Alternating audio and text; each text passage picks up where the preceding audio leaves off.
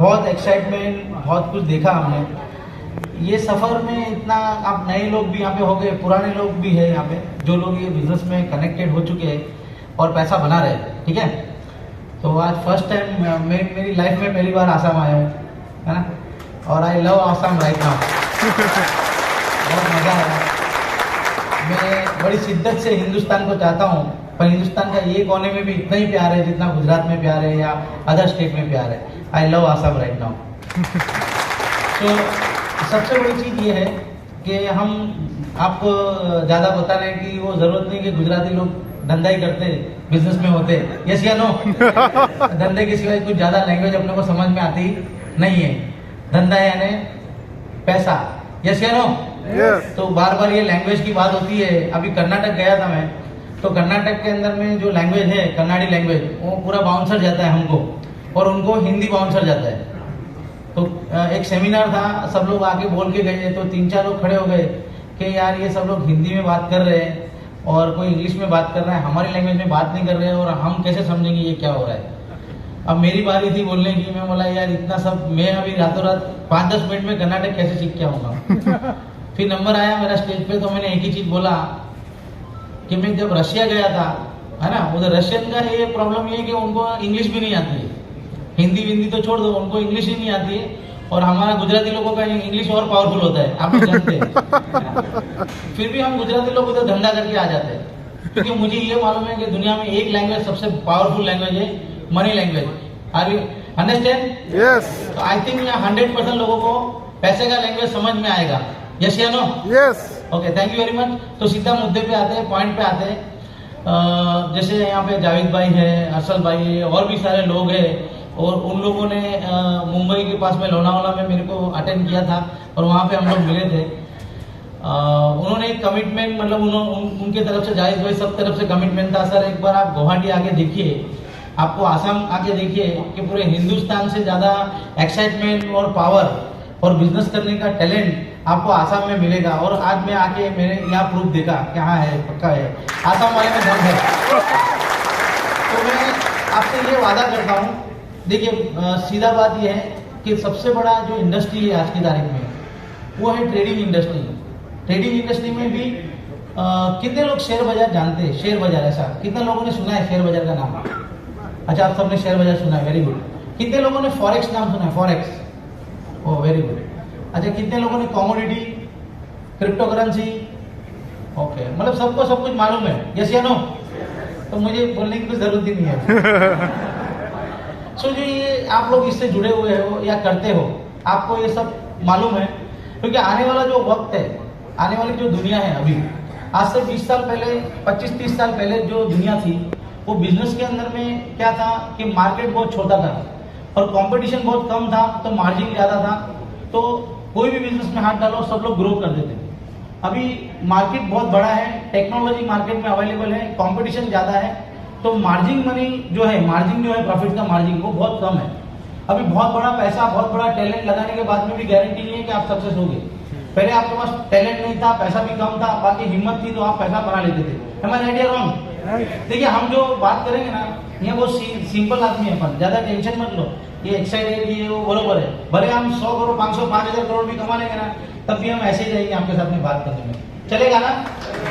देखो, आपको रिस्पॉन्स ये चाहिए कि आपको हाँ या ना बोलना है, बस, बाकी और कुछ नहीं चाहिए। आप कंफ्यूज रहेंगे तो मैं सबसे ज्यादा कंफ्यूज रहूंगा कि आपसे, है ना? तो आपको हाँ या ना, समझ पड़े तो हाँ, नहीं समझ पड़े तो ना, सही है ना? Okay okay, thank you. So number 1 चीज ये है कि ये जो बिजनेस है ना, हम धीरे धीरे बिजनेस की बात समझेंगे। ब्लॉकचेन, क्रिप्टो, कई लोगों को बहुत सारे सवाल हो गए, क्योंकि ये जिंदगी में कभी देखा ही नहीं है जो चीज, उसी के बारे में कोई बात करेगा, उसमें पैसा है, हम उसको समझ नहीं करते और बहुत कंफ्यूजन पैदा होता है। सबसे बड़ा कंफ्यूजन क्या है मालूम है? जो हमको क्रिप्टो समझाता है ना, उसको भी क्रिप्टो इतना आइडिया नहीं है। आप समझ रहे हैं बात को? वो जो समझाता है वो हमारे लिए सच्चाई है, फिर हम समझ नहीं जाते तो हम सोचते हैं उसने क्या हमको समझाया था। आप समझ रहे बात को? तो सबसे इजी चीज है कि आज हम जो बात करेंगे क्रिप्टो इंडस्ट्री के बारे में, क्रिप्टो करेंसी के बारे में, तो आने वाला जो वक्त है अभी दुनिया में, अभी जो जिंदगी, आने वाले वक्त में बात करना चाहिए, यस या नो? पास गया हो गया, वो हमारे पास वापस नहीं आ सकता है, मगर आने वाले वक्त के अंदर में जो इंडस्ट्री के अंदर पोटेंशियल है, क्या पावर है, कैसे इसमें पैसा बन सकता है, वो टेक्निकली और लॉजिकली हम लोग बात करेंगे, क्योंकि मैं वो नहीं चाहता हूँ अरे मैं बैठा हूँ ना ये बहुत अच्छा है इसमें पैसा डालो, ज्यादातर यही होता है हिंदुस्तान में, यस या नो? यस। तो वो नहीं करना है, क्योंकि आपका ट्रस्ट आपको हराता है हमेशा, मगर आपका नॉलेज कभी आपको हराएगा नहीं। हमारे राइट या रॉन्ग? नहीं, आप मां नाम नहीं बोल रहे ना, सिंपल सा अगर आपने ट्रस्ट कर दिया किसी के ऊपर में, यार ये मैं बैठा हूँ तो पैसा डाल, अभी वो भी पता नहीं वो भी किसी के भरोसे बैठा हुआ है, तो ये भरोसे में फिर वो निकल जाता है और हम सब मिलकर ढूंढने निकलते कौन लेके गया करके, यस या नो? यस। अगर हमारे पास में नॉलेज होता उस धंधे का, उस बिजनेस का नॉलेज होता तो हमको किसी पर ट्रस्ट करने की जरूरत नहीं, हम हमारे नॉलेज से आगे बढ़ सकते हैं। हमारे राइट या रॉन्ग? यस। तो आज यहाँ पे बैठे हैं ना, तो आप प्रॉपर डिसाइड करो कि नॉलेज लेके अपने को आगे बढ़ना है। अगर नॉलेज नहीं है ना तो मत करो सब, बिना नॉलेज ट्रस्ट के ऊपर धंधा ही नहीं करने का, क्योंकि मैंने भी जिंदगी में ट्रस्ट के ऊपर बहुत ठोकर खाई है, और आप भी मत खाओ, यस या नो? यस। है ना, ये ज्यादा बेटर है आप सबके लिए। तो हम बात करते हैं ये धंधे की, बहुत सिंपल धंधा है और बहुत स्ट्रॉन्गेस्ट धंधा है और जबरदस्त बिजनेस है। मैं मेरी जिंदगी के फाइनेंस के 15 साल के एक्सपीरियंस के बाद में आपके सामने खड़ा हूं, मैंने कोई यूनिवर्सिटी या कोई किताब से आपसे बात नहीं कर रहा, चलेगा ना? तो आप ध्यान से समझिए कि देखिए हम थोड़ी बात करते हैं, जैसे आपने शेयर बाजार में हैंड राइज किया, आपने कमोडिटी को बोला, आपने फॉरेक्स को बोला, तो आप खाली ये धंधे की बात करेंगे शेयर बाजार की, तो शेयर बाजार एक ऐसा बिजनेस है आज की तारीख में पूरी दुनिया में सबसे पावरफुल जो इंडस्ट्री आने वाले टाइम में बनने वाली है, एक सर्वे के हिसाब से वो ट्रेडिंग इंडस्ट्री बनने वाली है, क्योंकि पब्लिक इतनी सारी है ना, धंधे अगर करने जाएंगे ना तो अभी वो टाइम ही नहीं है बिजनेस करने का, कि सभी लोग दुकान खोल के बैठेंगे या सभी लोग बहुत सारा बिजनेस करेंगे और सबका बिजनेस चलेगा ना, it's not possible right now. आपको सोच को अलग लेवल पे लेके जाना पड़ेगा, तभी आप पैसा कमा सकते हो। एम आई राइट या रॉन्ग? यस। है ना, क्योंकि देखिए अभी जो आज की तारीख में या कोई ऐसा आदमी बैठा हुआ है जिसके पास में मोबाइल नहीं है ही नहीं मोबाइल, ऐसा कोई आदमी नहीं है। कोई ऐसा आदमी है जिसको एंड्रॉइड मालूम नहीं है, सबको मालूम है। कोई ऐसा आदमी है जिसको व्हाट्सएप चलाना नहीं आता है ना, और कोई ऐसा आदमी है कि व्हाट्सएप को सीखने के लिए कोई यूनिवर्सिटी में गया या कोई कॉलेज में गया किसी को व्हाट्सएप सीखने के लिए उसका घर पे भी किसी को नहीं पूछा उसने कि व्हाट्सएप कैसे चलाना है। राइट या रॉन्ग? यस। तो दुनिया टेक्नोलॉजी से आपको कैप्चर है।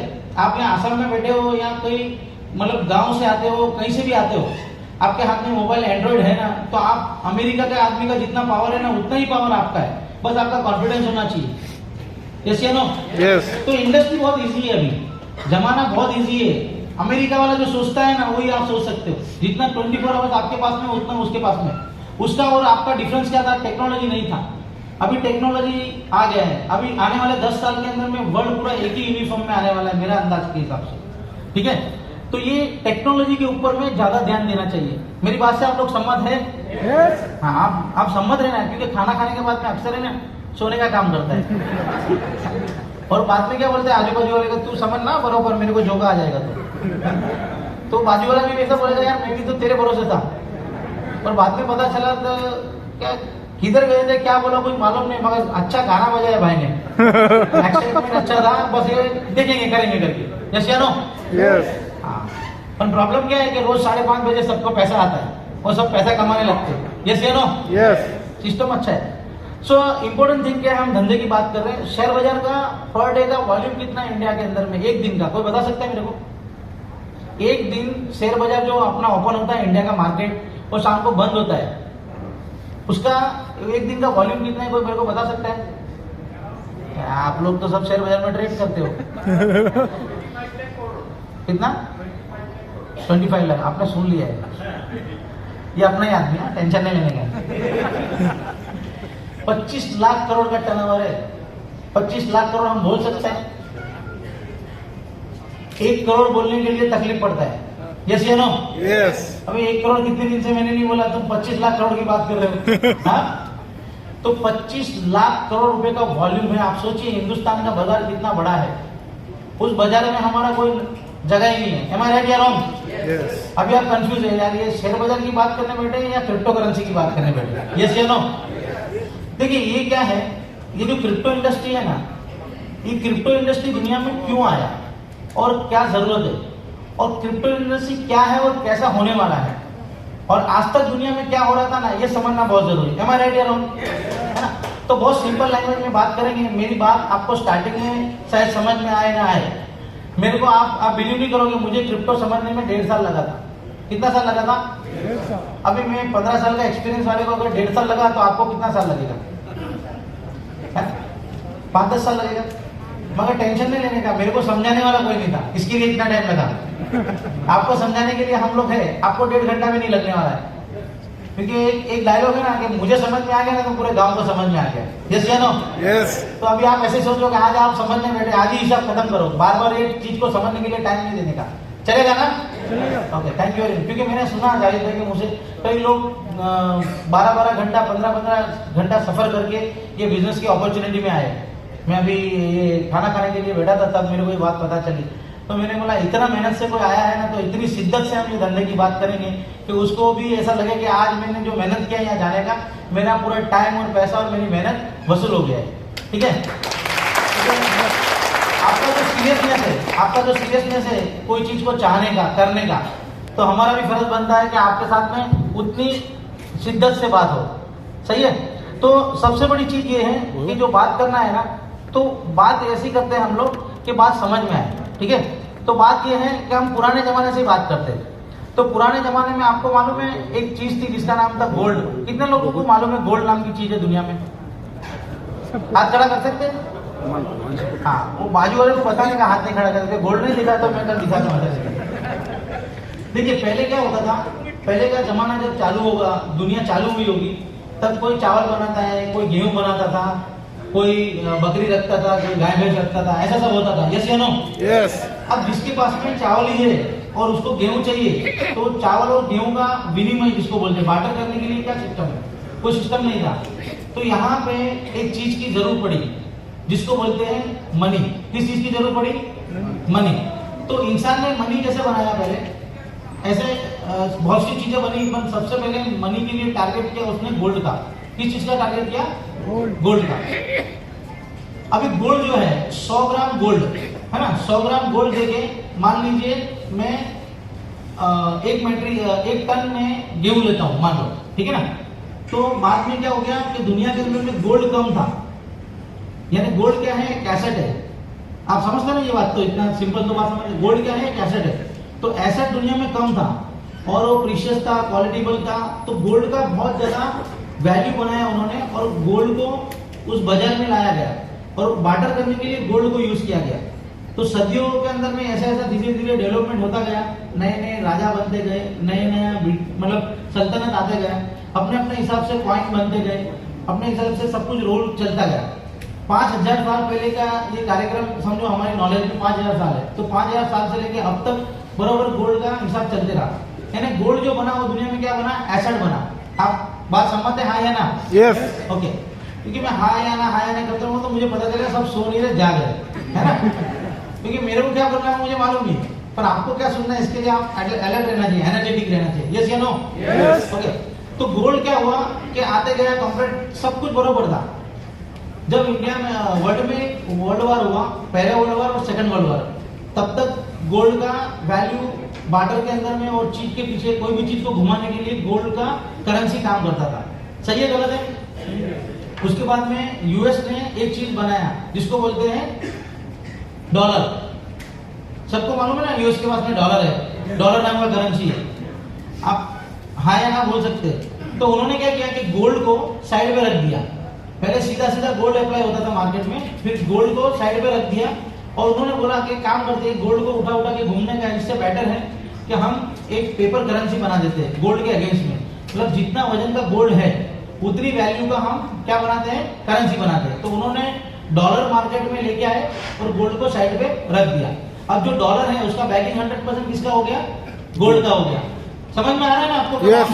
Yes yes. हाँ, ये स्टोरी बराबर चलना चाहिए। ठीक है? तो वो जो गोल्ड है उधर था और आपके हाथ में क्या आया? करेंसी आया, है ना? तो उन्होंने क्या बनाया? करेंसी लाके, पेपर लाके टेक्नोलॉजी बनाया कि जिंदगी जीने के लिए और आसान हो जाए, है ना? पहले गोल्ड आने से पहले दुनिया में चावल और राइस इधर उधर करने में तकलीफ पड़ता था, तो गोल्ड को लाने के बाद में वो तकलीफ आसान हो गया। उसके बाद में जैसे ही गोल्ड आया, गोल्ड को साइड पे रख के कागज आ गया, तो वो और जिंदगी आसान हो गई। तो ये सब कुछ अच्छे से चल रहा था। तो अमेरिका ने दूसरी कंट्री को बोला आप लोग भी ये गोल्ड का प्रोडक्ट गोल्ड को साइड में रख के अपना खुद का करेंसी अपनी कंट्री में बनाओ। तो उसने बोला कि देखो हमने पहला वर्ल्ड वॉर लड़ा, दूसरा लड़ा, हमारे पास गोल्ड नहीं है, तो हम कैसे कर सकते? बोले टेंशन नहीं लेने का, अपन वर्ल्ड बैंक बनाते हैं। तो वर्ल्ड बैंक बना के उनको लोन दिया। लोन में क्या दिया उन्होंने? डॉलर दिया। डॉलर क्या है? मतलब डॉलर उन्होंने क्या किया, डॉलर लेके अपनी बैंक में रखा और उन्होंने क्या बोला कि डॉलर है वो क्या है? गोल्ड ही है, क्योंकि अमेरिका में वो गोल्ड पड़ा है, उसके अगेंस्ट में डॉलर बना हुआ है। तो उन्होंने अपनी तिजोरी में डॉलर को रखा और जितना गोल्ड अपने पास में पड़ा था वो दोनों मिला के उन्होंने अपना खुद का करेंसी बना दिया, बैकिंग वाला। अब ये बराबर चल रहा था। 1960 के अंदर में फ्रांस को पता चला कि यार एक काम करते हैं, ये जितना कागज मैंने जमा किया है, इट मीन डॉलर, तो डॉलर में वापस दे देता हूँ और मैं क्या ले लेता हूँ? गोल्ड ले लेता हूँ। सही है गलत है?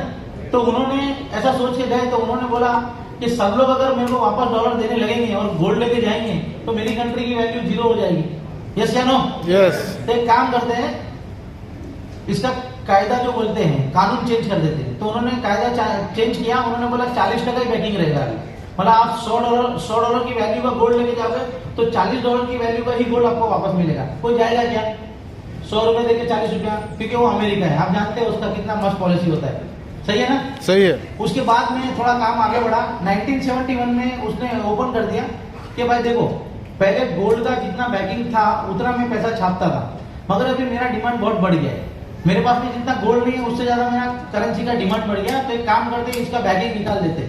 अभी डिमांड एंड सप्लाई के ऊपर में हम सप्लाई को प्रिंट करेगा। समझ में आ रहा है? तो वो जो प्रिंट करने का कार्यक्रम चालू हुआ बिना बैकिंग का, दैट कॉल्ड फिएट करेंसी। कौन सी करेंसी आई मार्केट में? Fiat currency. Fiat currency. तो ये जो फिएट करेंसी का दौर चालू हुआ दुनिया में, एक्सक्यूज मी, उसको आप थोड़ा बाहर लेके जाइए, नो प्रॉब्लम।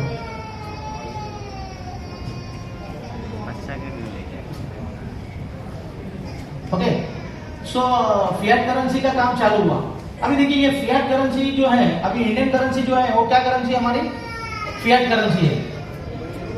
तो गवर्नमेंट ने अभी कितना किया है? 15 लाख करोड़ रुपया छापा है।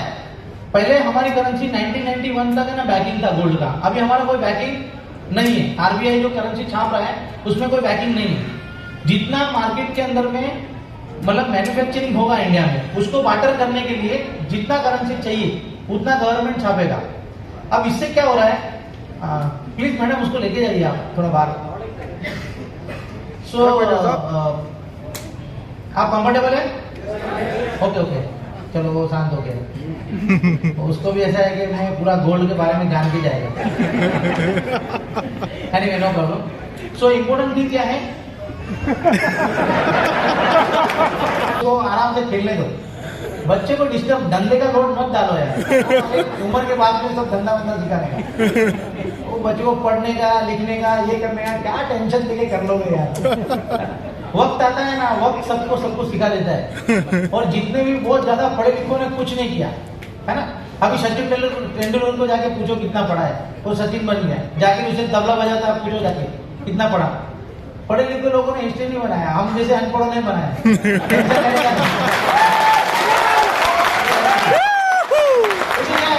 पढ़ने वाले को है ना, वो पढ़ाई की अकल चलता है। जो पढ़ाई में अकल है ना, वो उसी के ऊपर में घूमता रहता है बेचारा। तो मेरे हिसाब से वो पढ़ा लिखा है कि अनपढ़ है, वो मैं आज तक डिसाइड नहीं कर पाया, है ना। और वो अनपढ़ आदमी है ना, उसका चारों बाजू दिमाग चलता है। तो उसने पूरी दुनिया पढ़ी हुई है, तो उसका ज्यादा दिमाग चलता है। यस या नो? यस। देखो आप ताली बजा रहे ना, मतलब मेरी बात से सहमत है। तो मैं पढ़ाई के खिलाफ नहीं हूँ, आजकल टेक्नोलॉजी पढ़ाई पे चलती है। पढ़ने देने का उसको बोले यार अभी पढ़ने का इतना पढ़ो यार जितनी जरूरत है उतना। एकदम पढ़ने से ईगो डेवलप हो जाता है और वो लोचा होता है। यस या नो? Yes yes. ईगो क्या रखने का? इतना करोड़ों रुपए रहने के बाद में भी ईगो नहीं होना चाहिए। ईगो वीगो होना ही नहीं चाहिए। मस्त रहने का, खाने पीने का, मस्त रहने का।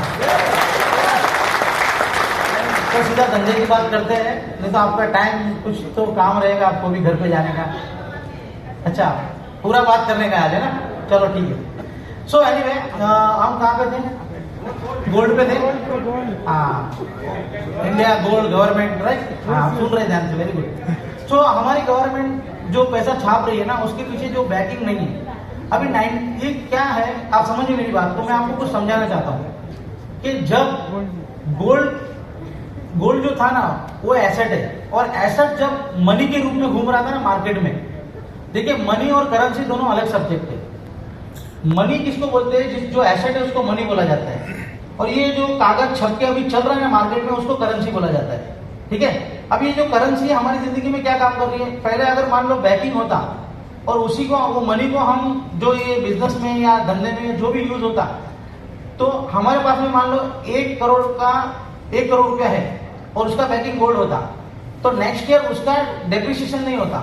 समझ रहे बात को। मगर अभी क्या है कि गोल्ड बैकिंग नहीं है उस करेंसी में।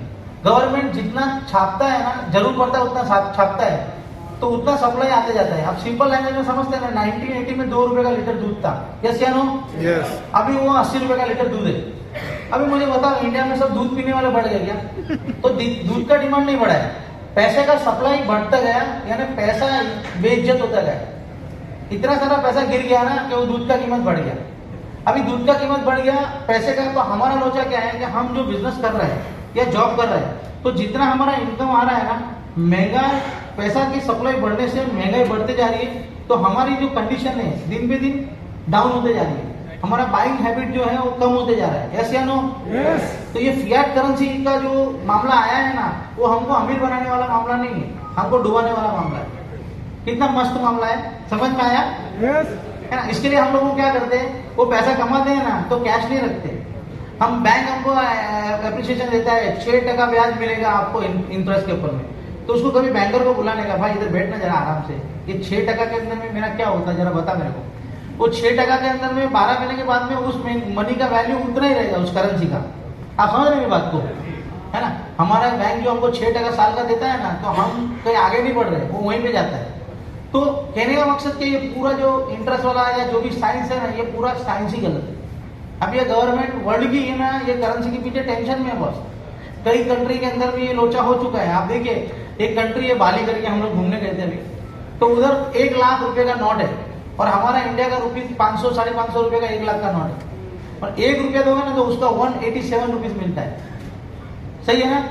तो उसका पैसा हमसे कितना गिरा हुआ है ना? कई कंट्री है कि अमेरिका है, तो अमेरिका से भी भारी करेंसी है। एक दिनार है जो $5 देने पे भी 1 दिनार मिलता है, राइट? तो ये जो पूरा साइंस है करेंसी का, ये करेंसी का साइंस आज हमको पैसे वाला नहीं बनने दे रहा। हम आम आदमी हैं, हम इतना सोचते ही नहीं है। हम क्या सोचते हैं, बिजनेस सोचते हैं, इधर उधर उधर उधर। हमारा इतना बड़ा लॉजिक ही नहीं है। कभी सोचा बैठ के, कभी सोचा हमने इसके ऊपर में? यहाँ सीए भी बैठा होगा, शायद कोई बैंकर भी होगा, मेरा डायरेक्ट आर्ग्यू है नहीं, ये हम अनपढ़ लोग सोचते हैं। समझ रहे हैं बात को?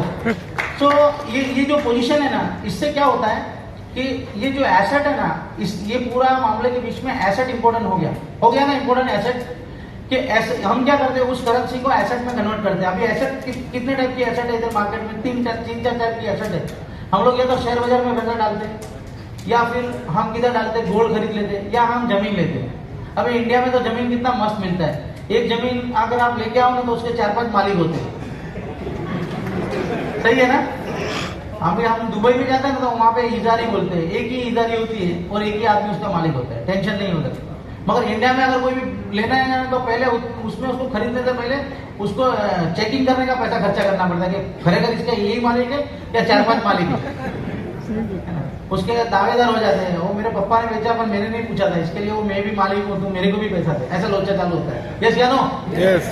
सो हमारा इंफ्रास्ट्रक्चर ऐसा है, तो हम एसेट में पैसा डालते हैं, क्योंकि एसेट में डालेंगे तो मार्केट की वैल्यू के हिसाब से एसेट ग्रो होगा, तो वो पैसा हमको बैलेंसिंग में जाएगा।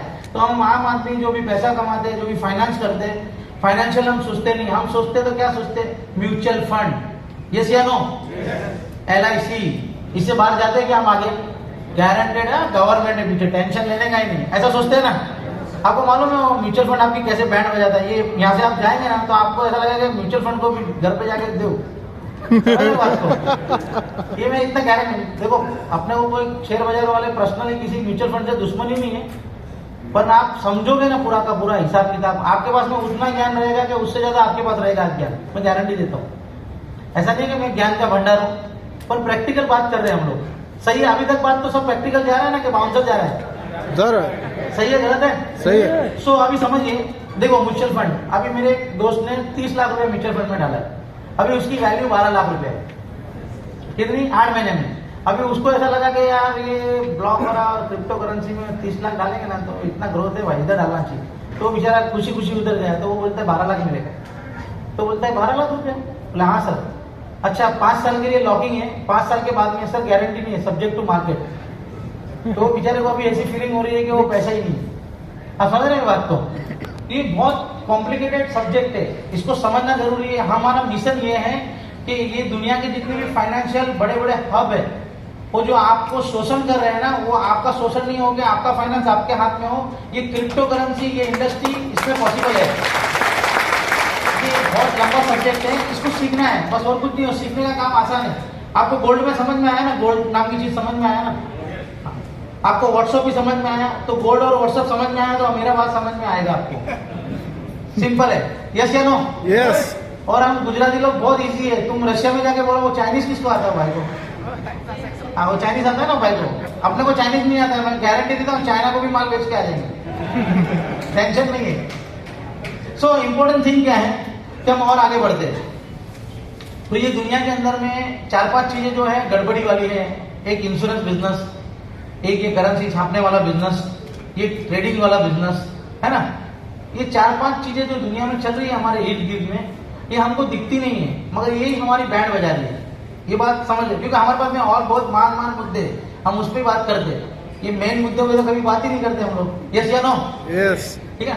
तो अभी आम आदमी को वर्ल्ड के अंदर में ये ब्लॉकचेन के माध्यम से ये पूरा का पूरा खुद का फाइनेंस, अभी अमीर बनने के लिए आप खुद का नॉलेज दो, आप अमीर बन जाएंगे, मेरा ये गारंटी है आपको। आप कॉन्सेप्ट को समझ के दिमाग से समझते जाइए, डेफिनेटली आप आगे बढ़ते जाएंगे। ये शांत रहने का विषय है, शांत रह के समझने का विषय है ना। वो मैं उससे बहुत ज्यादा ऑपोजिट हूँ। MLM फैमलम एक्साइटमेंट माँ कसम ये वो ऐसा सब नहीं है हाँ, ये सब नहीं। सीधा सीधा प्रोफेशनल कॉर्पोरेट बिजनेस होना चाहिए बॉस, स्ट्रेट फॉरवर्ड बात होना चाहिए, सीधा सीधा धंधे का बात, एकदम लाइन क्लियर होना चाहिए। यस या नो? यस। है ना। काहे को यार इतना सारा एक्साइटमेंट और हंगामा बता के किसी को नहीं करना है। हाँ कमा रहे हो और उसका एक्साइटमेंट बताओ, मुझे प्रॉब्लम नहीं है। यस या नो? यस। पर मेन सब्जेक्ट क्या है कि धंधा समझ में आना चाहिए। अच्छा मेरी बात समझ में आ रही है ना सबको? फर्स्ट टाइम वाले को भी समझ में आ रही है ना? हाँ वेरी गुड। क्योंकि आप फर्स्ट टाइम वाले जो सेकंड टाइम वाले जिसने बुलाया ना वो माल बना रहा है, और ज्यादा माल बनाने के लिए आपको बुलाया है। ऐसा है ना सब कुछ। अगर वो सब नहीं देखने का, आप लोग को ये देखने का कि यार ये धंधा बता रहा है ना, इसमें ईमानदारी है और मजा है तो करने का, नहीं तो बोलेगा थैंक यू वेरी मच। पहली बात क्या है, ट्रस्ट पे नहीं जाने का, नॉलेज पे जाने का। सही है? सही है। हाँ सीधा बात है। देखो मेरे को अभी पैसे की जरूरत नहीं है, एकदम ईमानदारी से बोलता हूँ, क्योंकि मुझे मालूम है कि बहुत ज्यादा पैसा जमा करने के बाद में भी एक दिन बनना है। ये मुझे मालूम है सीक्रेट। तो सीक्रेट ये है कि बहुत ज्यादा लोग पैसा बनाए ना इंडस्ट्री के अंदर में, तो उनका ब्लेसिंग मिलेगा ना, वो सबसे बड़ा प्रॉफिट है बॉस, है ना। तो वो होना चाहिए। यस या नो? हाँ। इतनी सारी जिंदगी पैसा बनाएगी और वो खुश रहेंगे तो इससे बड़ा ब्लेसिंग ही क्या है यार, है ना। मैं बोलता हूँ मंदिर में कम जाओगे, मस्जिद में कम जाओगे ना तो खुदा नाराज नहीं होगा आपसे, मगर 4 आदमी को आपने कुछ अच्छा करके दिया ना तो आपका खुदा है आपको हैप्पी स्टोर हो। मेरी बात करें सही है। तो हम बात करते हैं ये इंडस्ट्री बहुत पावरफुल है। ये वर्ल्ड जो चेंज हो रहा है ना, इसमें बहुत ताकत है। अब ये कैसे हो रहा है, जो ये फाइनेंशियल इंडस्ट्री है ना पूरी दुनिया में, ये गोल्ड ने ना धमाल मचा रखी है। पूरी दुनिया जब से चालू हुई है ना तब से पीछे longest currency and strongest currency is the only one, इसका नाम क्या है? गोल्ड। और इसी ने पूरी ग्लोबल के ऊपर में धमाल मचा रखी है। अब ये टेक्नोलॉजी आने के बाद में ये यूनिफॉर्म जो बनने जा रहा है, ये जो ट्रांसपेरेंसी बनने जा रही है, इसको समझना है आप लोग को। ये बात समझ में आ रहा है कि बाउंसर जा रहा है कि बहुत भारी भारी आइटम बोल रहे हो यार, ये एकदम दिमाग से बाहर निकल रहा है। बाद में ऐसा नहीं बोला कहना क्या चाहते हो, है ना। सीधे बताओ। पर ये चीज ये गारंटी देता हूँ थोड़ा टाइम लगेगा आपको, पर बात समझ में आएगी जरूर। तो एक चीज है जिसका नाम है बिटकॉइन। कितने लोगों ने नाम सुना है बिटकॉइन? हाँ वेरी गुड। यहाँ ईमानदार लोग हैं। मुझे I love Guwahati right now. कुछ लोग हैं ना उसको सब कुछ मालूम है ना, फिर वो अपने आप को पूछता है हाथ खड़ा करूं कि नहीं करूं। यहाँ सीधा आदमी है, हाँ भाई मालूम है, खत्म, ये ज्यादा अच्छा है। तो बिटकॉइन है। अभी बिटकॉइन आपने सुना, एक जमाने में बिटकॉइन आया था, कितने रुपए में आया था तो बता सकते हैं? 5 रुपए। Very good. और हाईएस्ट प्राइस कितने में बिका? 50 लाख। सही है ना? $68,000 इट मीन्स जो भी एकड़ा मारो अपन 50 पकड़ के बैठो ना, किसी को बुरा नहीं लगे। 60 लाख बोले इससे बेटर है 50 बोलते, सही है ना। अभी आप सोचो, आप 5 मिनट के लिए 5 रुपए का चीज, कितने रुपए का चीज? 5 रुपये। 5 रुपए का चीज वो 50 लाख रुपए में बिका। हजम हो रहा है किसी को? किसी को हजम हो रहा है? 5 रुपए का चीज लिया था, वो 5 रुपए का आइटम का 50 लाख रुपए देगा कोई को हजम हो रहा है क्या? नो। मगर ऐसा हुआ है। चेक कर लो आप गूगल को, आपके हमसे ज्यादा ट्रस्ट है गूगल पे, यस या नो? ऐसा हुआ है ना।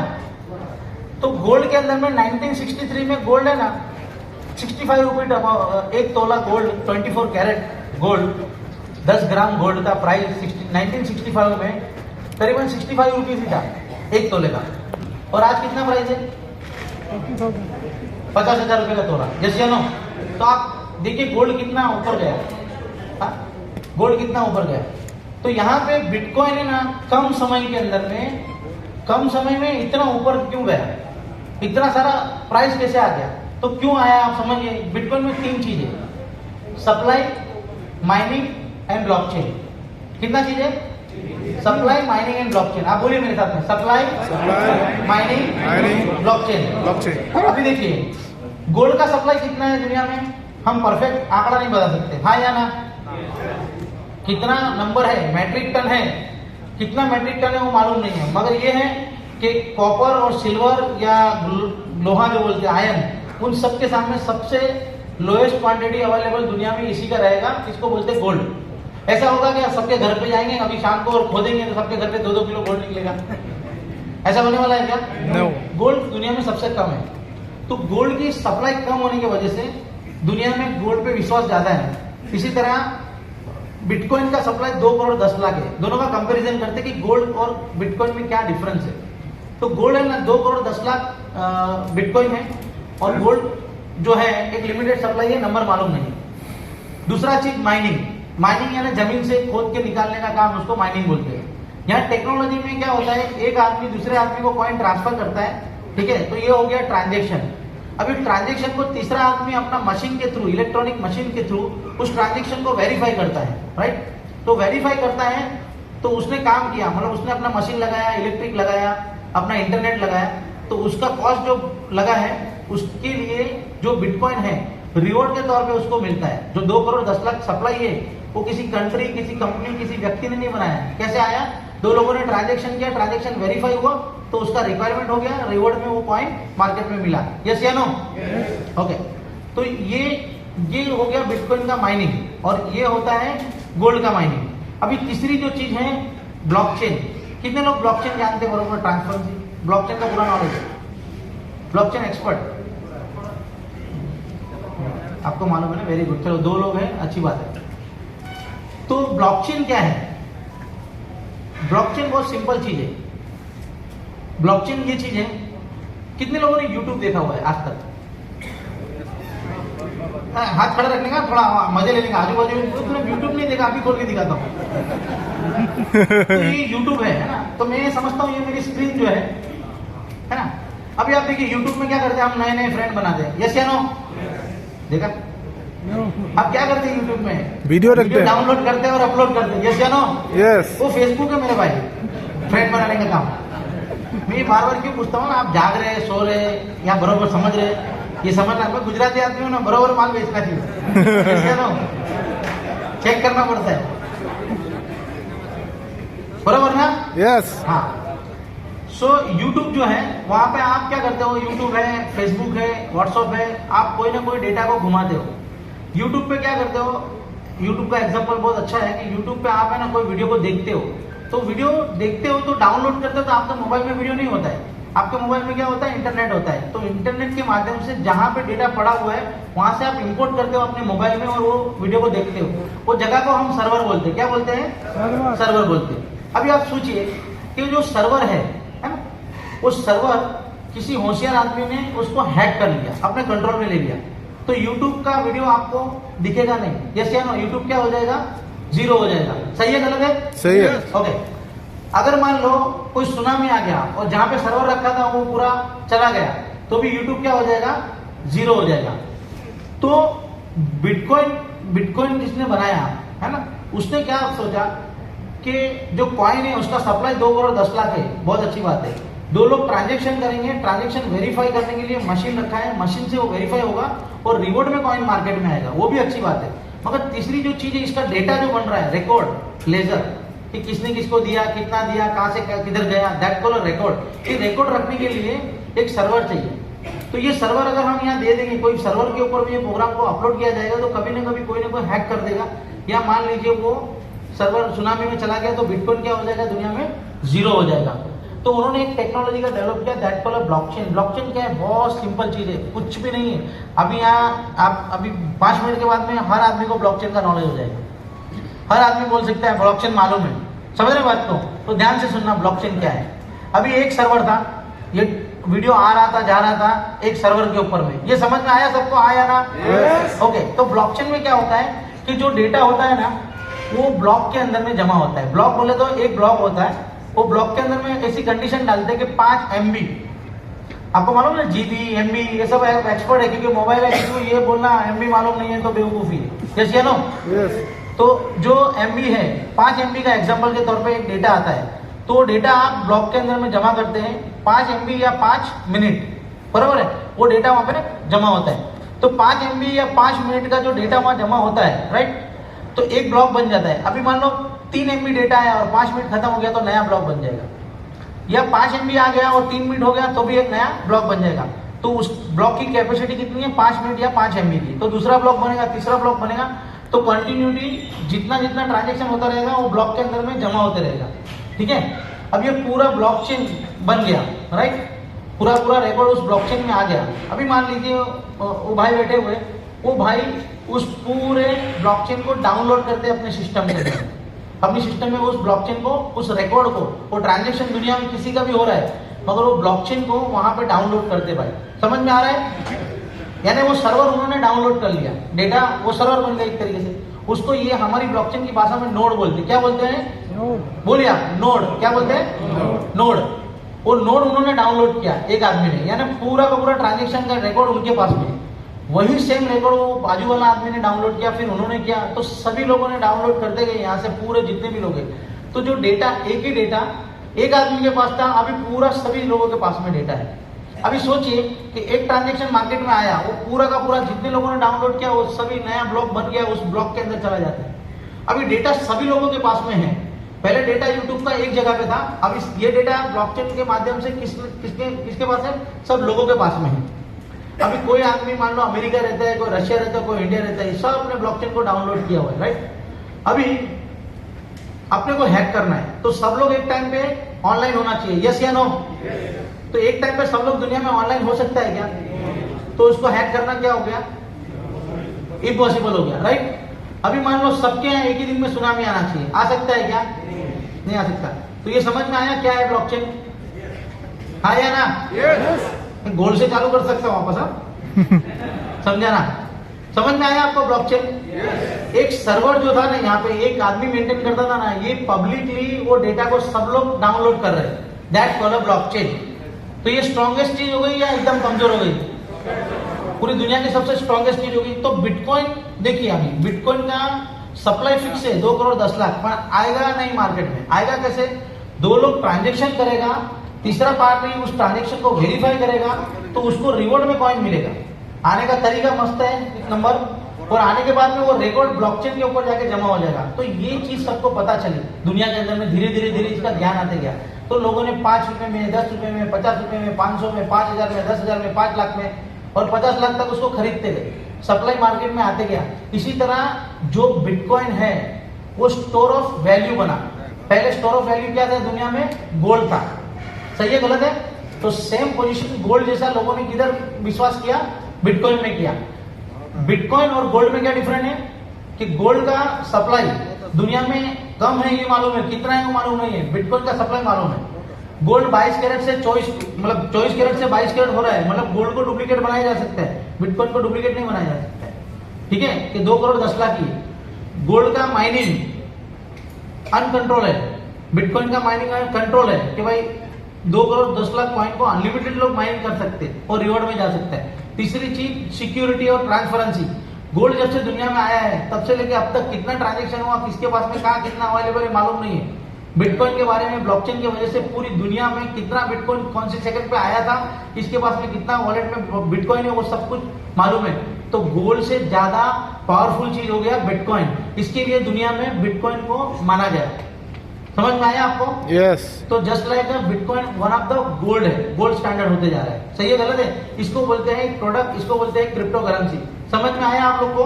यस। नहीं समझ में नहीं आया, नहीं तो आपको अप्रिशिएट करें। Thank you very much. समझ में आया ना आपको? तो ये हो गया एक प्रोडक्ट, ये हो गया क्रिप्टो करेंसी, ये मार्केट में आ गया। अभी समझिए जैसे जैसे जमाना आगे चलता जाएगा वैसे वैसे अपडेशन आता जाएगा। आपको थोड़ा बाउंसर जा रहा है या पूरा समझ में आ रहा है? आइए, मैं बहुत कॉम्प्लिकेटेड आदमी हूँ ये सब मामलों में। फाइनेंस ऐसी चीज है, गणित भी ऐसे, ये गणित का धंधा है। और हम स्कूल में जाते थे ना, सबसे खतरनाक सब्जेक्ट ही गणित था। यस या नो? हाँ, तो ये बहुत इजी धंधा है गणित का। पर इसमें एक चीज लगा हुआ है जिसको बोलते हैं मनी, पैसा। तो ये जल्दी समझ में आता है। यस या नो? यस। उधर मास्टर जी उस टाइम पे बोलते हैं ना कि गणित का ये दाखला, क्या बोलते हैं आप उसको, सम्स जो भी बोलते हैं, वो अगर आपने सॉल्व करके दिया ना तो 10 रुपए मिलेगा। मैं उसमें नंबर लेके आता क्योंकि उसमें पैसा मिलता था, सब लोग हम दौड़ते। यस या नो? यस। अभी स्कूल में बच्चों को पढ़ाने के लिए ऐसा बोलना चाहिए कि एक चीज सॉल्व करके दे, 10 रुपए लेके जा, वो बच्चा नंबर 1 आ जाएगा। यस या नो? ये टेक्निक आना चाहिए मार्केट में। तो आप समझिए फाइनेंशियल इंडस्ट्री के अंदर में मैं आपको ये बोलना चाहता हूँ कि एक प्रोडक्ट आया दुनिया में, वो डिसिप्लिन में आया। अभी अनबैलेंसिंग एसेट चल रहा था। अभी इसका बेनिफिट क्या हो रहा है ये समझिए आने वाले टाइम में, कि एक ब्लॉकचेन है जिसको बोलते हैं बिटकॉइन। बिटकॉइन का एक ब्लॉकचेन है। तो अभी दूसरा जो ब्लॉकचेन मार्केट में आया उसको बोलते हैं इथेरियम। आप कंफर्टेबल है? Yes. Are you excited? Yes. देखो आप बोलेंगे तो हम आगे बढ़ेंगे, नहीं तो गाने अभी भी चालू बजा सकते हैं। Are you interested? Yes. Okay. Subject बहुत बड़ा है, समझना बहुत जरूरी है। अभी आपका कहानी, अभी तो मेरा समझाना शुरू हो रहा है। अब तक तो हमने खाली नॉर्मल बातें की है, अब हम कम टू द पॉइंट आ गए। तो ये जो प्रोडक्ट है जिसको बोलते हैं इथेरियम, तो एक प्रोडक्ट दुनिया में सक्सेस हुआ तो उसका अपडेशन वर्जन आना जरूरी है। तो इथेरियम मार्केट में आया। इथेरियम में 3 चीज, देखो क्रिप्टो करेंसी में 3 चीज होती है, सप्लाई, माइनिंग एंड ब्लॉकचेन। क्या होता है? Supply, mining, blockchain. Mining, blockchain. Supply यानी आने वाला प्रोडक्ट कितना है, माइनिंग यानी आने लोग ट्रांजेक्शन करेंगे सब मार्केट में आएगा, दैट कॉल्ड माइनिंग। और तीसरा चीज आने का तरीका। कोई बोलेगा ना यार ये बिटकॉइन किधर मिलता है, इथेरियम किधर मिलता है, तो आप बता सकते हैं गुवाहाटी के 4 रास्ते में मिलता है। तो उसको समझाना पड़ता है कि माइनिंग ये पैदा कैसे हुआ, इसको पैदा किसने किया। अब ये समझाना बहुत हार्ड काम है। यस या नो? यस। तो माइनिंग के जरिए से मार्केट में आता है ना। हमारे यहाँ में क्या हुआ था 2017 के अंदर में, बिटकॉइन चल रहा था ना, तो लोगों को स्कैम भी बहुत हो रहा था। तो पुलिस ने 4-5 लोगों को उठा के लेके चल गई। 4-5 लोगों को पुलिस उठा के लेके गई। हमारा गुजराती आदमी थोड़ा डरपोक आदमी होता है, तो उसको लेके चले गए। तो टेंशन में पुलिस क्यों लेके गई, तो उन्होंने पुलिस वालों ने आइसक्रीम मंगाया, बिरयानी मंगाया, उनको खिला रहे। तो वो बोले यार ये खिला पिला के बहुत मारने वाले। बाद में बोला सर आप खाओ, टेंशन मत लो, पर हमको ये समझाओ कि बिटकॉइन क्या है। आप समझ रहे बात को? तो वो लोग बोलता है सर हमको भी मालूम नहीं, हमको बोला है कि इसमें पैसा डालने का तो डाल रहा है। तो आज आपको फ्री फंड के अंदर में पूरा टेक्नोलॉजी का ज्ञान मिल रहा है बॉस। समझ रहे बात को? हाँ, गवर्नमेंट के अंदर में अधिकारियों को भी जाके हम लोग ये समझाते हैं, टेंशन नहीं लेने का, इतना ट्रांसपेरेंसी, इतना बेस्ट बिजनेस है। मजा आ रहा है? यस। हाँ, तो ये ऐसा है मतलब कि क्रिप्टो करेंसी, राइट। इतने अजूबे देख चुके हम लोग। सो इथेरियम की बात करें तो 3 चीज होती है हर क्रिप्टो इंडस्ट्री। देखो आपको कोई ब्लॉकचेन बोलना तो ब्लॉकचेन में क्या क्या समझना होगा, समझने का क्या क्या होता है, सप्लाई, माइनिंग एंड ब्लॉकचेन। ठीक है, ये 3 चीज के आगे कुछ है ही नहीं क्रिप्टो करेंसी में। तो जो सप्लाई, माइनिंग एंड ब्लॉकचेन है उसके बाद में सब कुछ चालू होता है। तो नया नया जितना भी ब्लॉकचेन दुनिया में आता है ना, उसका क्या क्या देखना पड़ता है, वो टेक्नोलॉजी क्या क्या लेके आने वाली है, हमको कब इन्वेस्टमेंट करना चाहिए, कैसा इन्वेस्टमेंट करना चाहिए, उसका अंडरस्टैंडिंग तो हमारे पास होना चाहिए कि नहीं। यस या नो? यस। मेरा मौसी का लड़का लेके आया है, मस्त है, इसमें पैसा डालना पड़ेगा, ऐसा नहीं बोलने का। यस या नो? यस। है ना। तो हम आगे बढ़ते हैं। ब्लॉकचेन के अंदर में इथेरियम जो आया मार्केट में, उसमें 3 चीजें, सप्लाई, माइनिंग एंड ब्लॉकचेन। तो उसने बोला मेरा सप्लाई अनलिमिटेड रहेगा, मेरा जो माइनिंग रहेगा वो कैसे होगा, POW, प्रूफ ऑफ वर्क, मतलब माइनिंग मशीन चालू होगा और लोगों को रिवॉर्ड में कॉइन मिलेगा। तीसरा जो चीज था उसका ब्लॉकचेन। उसने क्या बोला कि बिटकॉइन का जो ब्लॉकचेन है उसका कैपेसिटी उसका भी ऐसा है कि आप उसमें भी अपना प्रोडक्ट स्टोर कर सकते हो, मगर इथेरियम ने बोला कि मेरी जो ब्लॉकचेन है उसके ऊपर में आप अपना खुद का प्रोडक्ट बनाओ, दैट कॉल्ड टोकन। ये टोकन की दुनिया बाद में चालू हुई, तो बोले आप अपना भी टोकन बनाओ, आप ब्लॉकचेन बनाने की जरूरत क्या है, अपना कॉइन बनाने का इतना लंबा करने का काम नहीं है, क्योंकि ब्लॉकचेन कब सक्सेस होता है कि ज्यादा से ज्यादा नंबर ऑफ लोग उसको नोड को होस्ट करेंगे, तो जितने लोग ज्यादा होस्ट करेंगे उस नोड को उतना ज्यादा सिक्योर माना जाएगा, है ना। Public blockchain, private blockchain and hyper blockchain. तो राइट नाउ पब्लिक ब्लॉकचेन दुनिया में ट्रस्टेबल है। अभी आपको बीच बीच में बात निकली है तो बताता हूँ, कोई एक शाने ने मेरे को पूछा, यार धीरू भाई अंबानी के बेटे जो है मुकेश अंबानी, ये ब्लॉकचेन के बिजनेस में क्यों नहीं आते? वो इसलिए नहीं आ रहा है ब्लॉकचेन के बिजनेस में कि ब्लॉकचेन पब्लिक प्रोडक्ट है, और पब्लिक के प्रोडक्ट में उसको कुछ मिलने वाला नहीं है, प्राइवेट प्रोडक्ट में उसका इंटरेस्ट होता है। यस या नो? Yes. है ना, तो कभी आएगा ही नहीं, हम सभी धीरू भाई बनने वाले। यस या नो? सो ये जो ब्लॉकचेन है इथेरियम, तो इथेरियम का ब्लॉकचेन के ऊपर में उसने अपॉर्चुनिटी दिया कि आपको कुछ प्रोडक्ट बनाना है तो हमारा फाइनेंस आप हमारा ब्लॉकचेन पे बनाइए और आप अपना प्रोडक्ट को चलाइए, ठीक है। मगर जो भी ट्रांजेक्शन होगा उस ट्रांजेक्शन को वेरीफाई करने के लिए एक फीस लगेगा, वो लगेगा इथेरियम में। तो उसका यूटिलिटी, उसका नया नया प्रोडक्ट आया तो उसका यूटिलिटी बहुत ज्यादा हो गया, तो बिटकॉइन से ज्यादा इथेरियम फेमस हो गया दुनिया में। मगर इथेरियम बिटकॉइन से ऊपर नहीं गया, क्यों नहीं गया बता सकता है कोई? Supply, very good. तो बिटकॉइन का सप्लाई कम है और इथेरियम का सप्लाई ज्यादा है, इसके लिए वो बिटकॉइन को हरा नहीं पाया, सिंपल लॉजिक है। फिर ये चल रहा था तो एक तीसरा चीज आया जिसको बोलते हैं ट्रॉन का ब्लॉकचेन लेके आया। तो ट्रॉन ने क्या बोला कि मेरा सप्लाई जो है ना 10,000 करोड़ का है। कितना का है? 10 करोड़ नहीं, 10,000 करोड़ कॉइन बनाया उसने बोला ये सप्लाई ये है, मेरा जो ब्लॉकचेन है उसके ऊपर में माइनिंग होगा, मगर माइनिंग का तरीका उसने चेंज किया। क्या चेंज किया कि भाई आपको मशीन नहीं चलेगा, मशीन की जरूरत नहीं है, जो कॉइन मेरा स्टेक करेगा उसको नया कॉइन रिवॉर्ड में मिलेगा। तो मशीन निकल गया, तो मशीन निकलने से मशीन का खर्चा बच गया, इलेक्ट्रिक का खर्चा बच गया, इंटरनेट का खर्चा बच गया, इसके वजह से ट्रांजेक्शन सस्ता हो गया और फास्ट हो गया। तो दूसरे जो प्रोजेक्ट इथेरियम पे बन रहे थे वो ट्रॉन पे गए। अभी इथेरियम बिटकॉइन का जो स्पीड है 1 सेकंड के अंदर में 5-10 ट्रांजेक्शन वेरीफाई करता है। अगर हम बात करेंगे इथेरियम की तो 1 सेकंड में 20-30 ट्रांजेक्शन वेरीफाई करता है। अगर हम बात करेंगे ट्रॉन की तो 1 सेकंड में 2000 ट्रांजेक्शन वेरीफाई करता है। उसके बाद में एक ब्लॉकचेन आया दैट कॉल्ड BNB, है ना, बाइनेंस का ब्लॉकचेन आया। उसके बाद में आया मैटिक। तो मैटिक की ब्लॉकचेन ने क्या किया कि मेरा सप्लाई रहेगा 1000 करोड़ का, उससे सप्लाई कम है, राइट।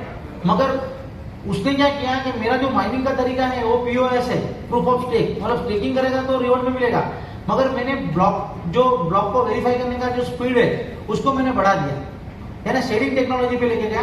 तो उसका 1 सेकंड के अंदर में 65,000 ट्रांजेक्शन वेरीफाई करता है। इसके लिए अभी सबसे फास्टेस्ट ब्लॉकचेन जो माना जाता है वो कौन सा है? मैटिक का है। तो ट्रांजेक्शन अगर हम सीधी भाषा में बात करें तो अगर आप एक साथ में इथेरियम पे ट्रांजेक्शन करने जाते हो तो $141 का चार्ज लगता है। 200 ट्रांजेक्शन एक साथ में आप करने जाएंगे। अगर वही ट्रांजेक्शन आप बाइनेंस पे करते हो तो $42 का मतलब अंदाजित लगता है। अगर आप यही ट्रांजेक्शन मैटिक पे करना चाहोगे तो $8 ही लगेगा, ओनली सिर्फ $8 का लगेगा। तो ब्लॉकचेन दुनिया के अंदर में जब स्टार्ट हुआ कॉन्सेप्ट बिटकॉइन का, तब ब्लॉकचेन कॉन्सेप्ट क्या था कि ट्रस्ट का कॉन्सेप्ट था, ट्रांसपेरेंसी का कॉन्सेप्ट था। अभी ब्लॉकचेन का कॉन्सेप्ट क्या है कि जो ट्रांजेक्शन सस्ता और फास्ट करेगा उसके ऊपर में ब्लॉकचेन को एक्सेप्शन किया जाएगा। समझ में आ रहा है आपको कि बाउंसर जा रहा है? बाउंसर जाएगा तो कोई टेंशन नहीं, अपन बार बार बात करेंगे, चलेगा ना? यस। हाँ ठीक है। आजू बाजू को बोलने का तू ध्यान से सुनना, मेरा गड़बड़ हो तो चलेगा, सही है ना? हाँ, अभी समझिए ये सारी ब्लॉकचेन मार्केट में आते जा रही है। लॉजिकली बात क्या है, हम यहाँ पे जमा हुए हैं ब्लॉकरा के बारे में बात करने के लिए। हम फाइनेंस इंडस्ट्री के बारे में बात करें। आने वाला जो टाइम है, मैंने आपको बताया था कि पूरी दुनिया अभी फाइनेंस पे जाने वाली है, तो कैसे चलने वाला है, क्या है। तो मैंने आपको अभी देखिए दुनिया के अंदर में क्या चल रहा था, प्रोडक्ट क्या है, अभी बिटकॉइन यानी क्रिप्टो करेंसी में प्रोडक्ट कहाँ पे आया, क्या ट्रांसपेरेंसी, वहां तक बात हुई हम लोग की। पहले हम बात करते हैं अभी ब्लॉकरा के बारे में, उसके बाद में हम बात करेंगे ये ट्रेडिंग इंडस्ट्री के बारे में, उसके बाद में हम बात करेंगे बेनिफिट के बारे में। यस या नो? अंडरस्टैंड? कितने लोगों को समझ में आ रहा है कि बाउंसर जा रहा है? Are you excited? समझ में आ रहा है ना? आपको नहीं समझ में आया, मजा नहीं आया ना, बिंदास बोल देने का, मैं चुप हो जाऊंगा, चलेगा? सही है, गलत है? हाँ। सो अभी हम ब्लॉकरा की बात कर रहे हैं। तो ब्लॉकओरा जो है, अभी ये सारे प्रोडक्ट दुनिया में हैं। बिटकॉइन में 5 रुपए का प्रोडक्ट था, लोगों को 50 लाख रुपए में गया, जिसने लिया वो करोड़पति बन गया। इथेरियम जिसने लिया वो पैसे वाला बन गया। ट्रॉन एक टाइम पे सस्ते प्राइस में लिया, वो पैसे वाला बन गया। मैटिक वाला बन गया, फाइनेंस वाला बन गया। अभी ब्लॉकओरा जो है उसका क्या पोजीशन है और उसका विजन क्या है, मिशन क्या है और उसको कैसे कर सकते हैं, ये समझना जरूरी है। यस या नो? Yes. ओके। तो ब्लॉकओरा जो है ये अभी टोकन के फॉर्म में है। ये 3 ब्लॉकचेन पे अभी राइट नाउ अवेलेबल है। 3 ब्लॉकचेन है, इथेरियम पे है, मैटिक पे है और बनांस पे है। ये टोटल 20 लाख का सप्लाई अभी अवेलेबल है। ये $1 से स्टार्ट हो गया था, $42-43 तक जाके रेंज में जाके अभी $20, $15-20 के बीच में इसका ट्रेडिंग हो रहा है। ओके। अभी ये जो कॉइन है मार्केट में इसका जब ब्लॉकचेन आ रहा है, इसका ब्लॉकचेन आने के बाद में इसका टोटल सप्लाई रहेगा 25 मिलियन। 25 मिलियन बोले तो 2 करोड़ 50 लाख कॉइन मार्केट में आएंगे। 2 करोड़ 50 लाख कॉइन में से प्री माइनिंग यानी माइनिंग जो होता है उसके पहले एक माइनिंग होता है, उसको प्री माइनिंग बोलते हैं। तो प्री माइनिंग के अंदर में $2.5 मिलियन कॉइन आएगा। 2.5 मिलियन बोले तो 25 लाख कॉइन पहले प्री माइनिंग होगा और बाकी का 90% सप्लाई माइनिंग से मार्केट में आएगा। 20 लाख कॉइन किसको मिलेगा?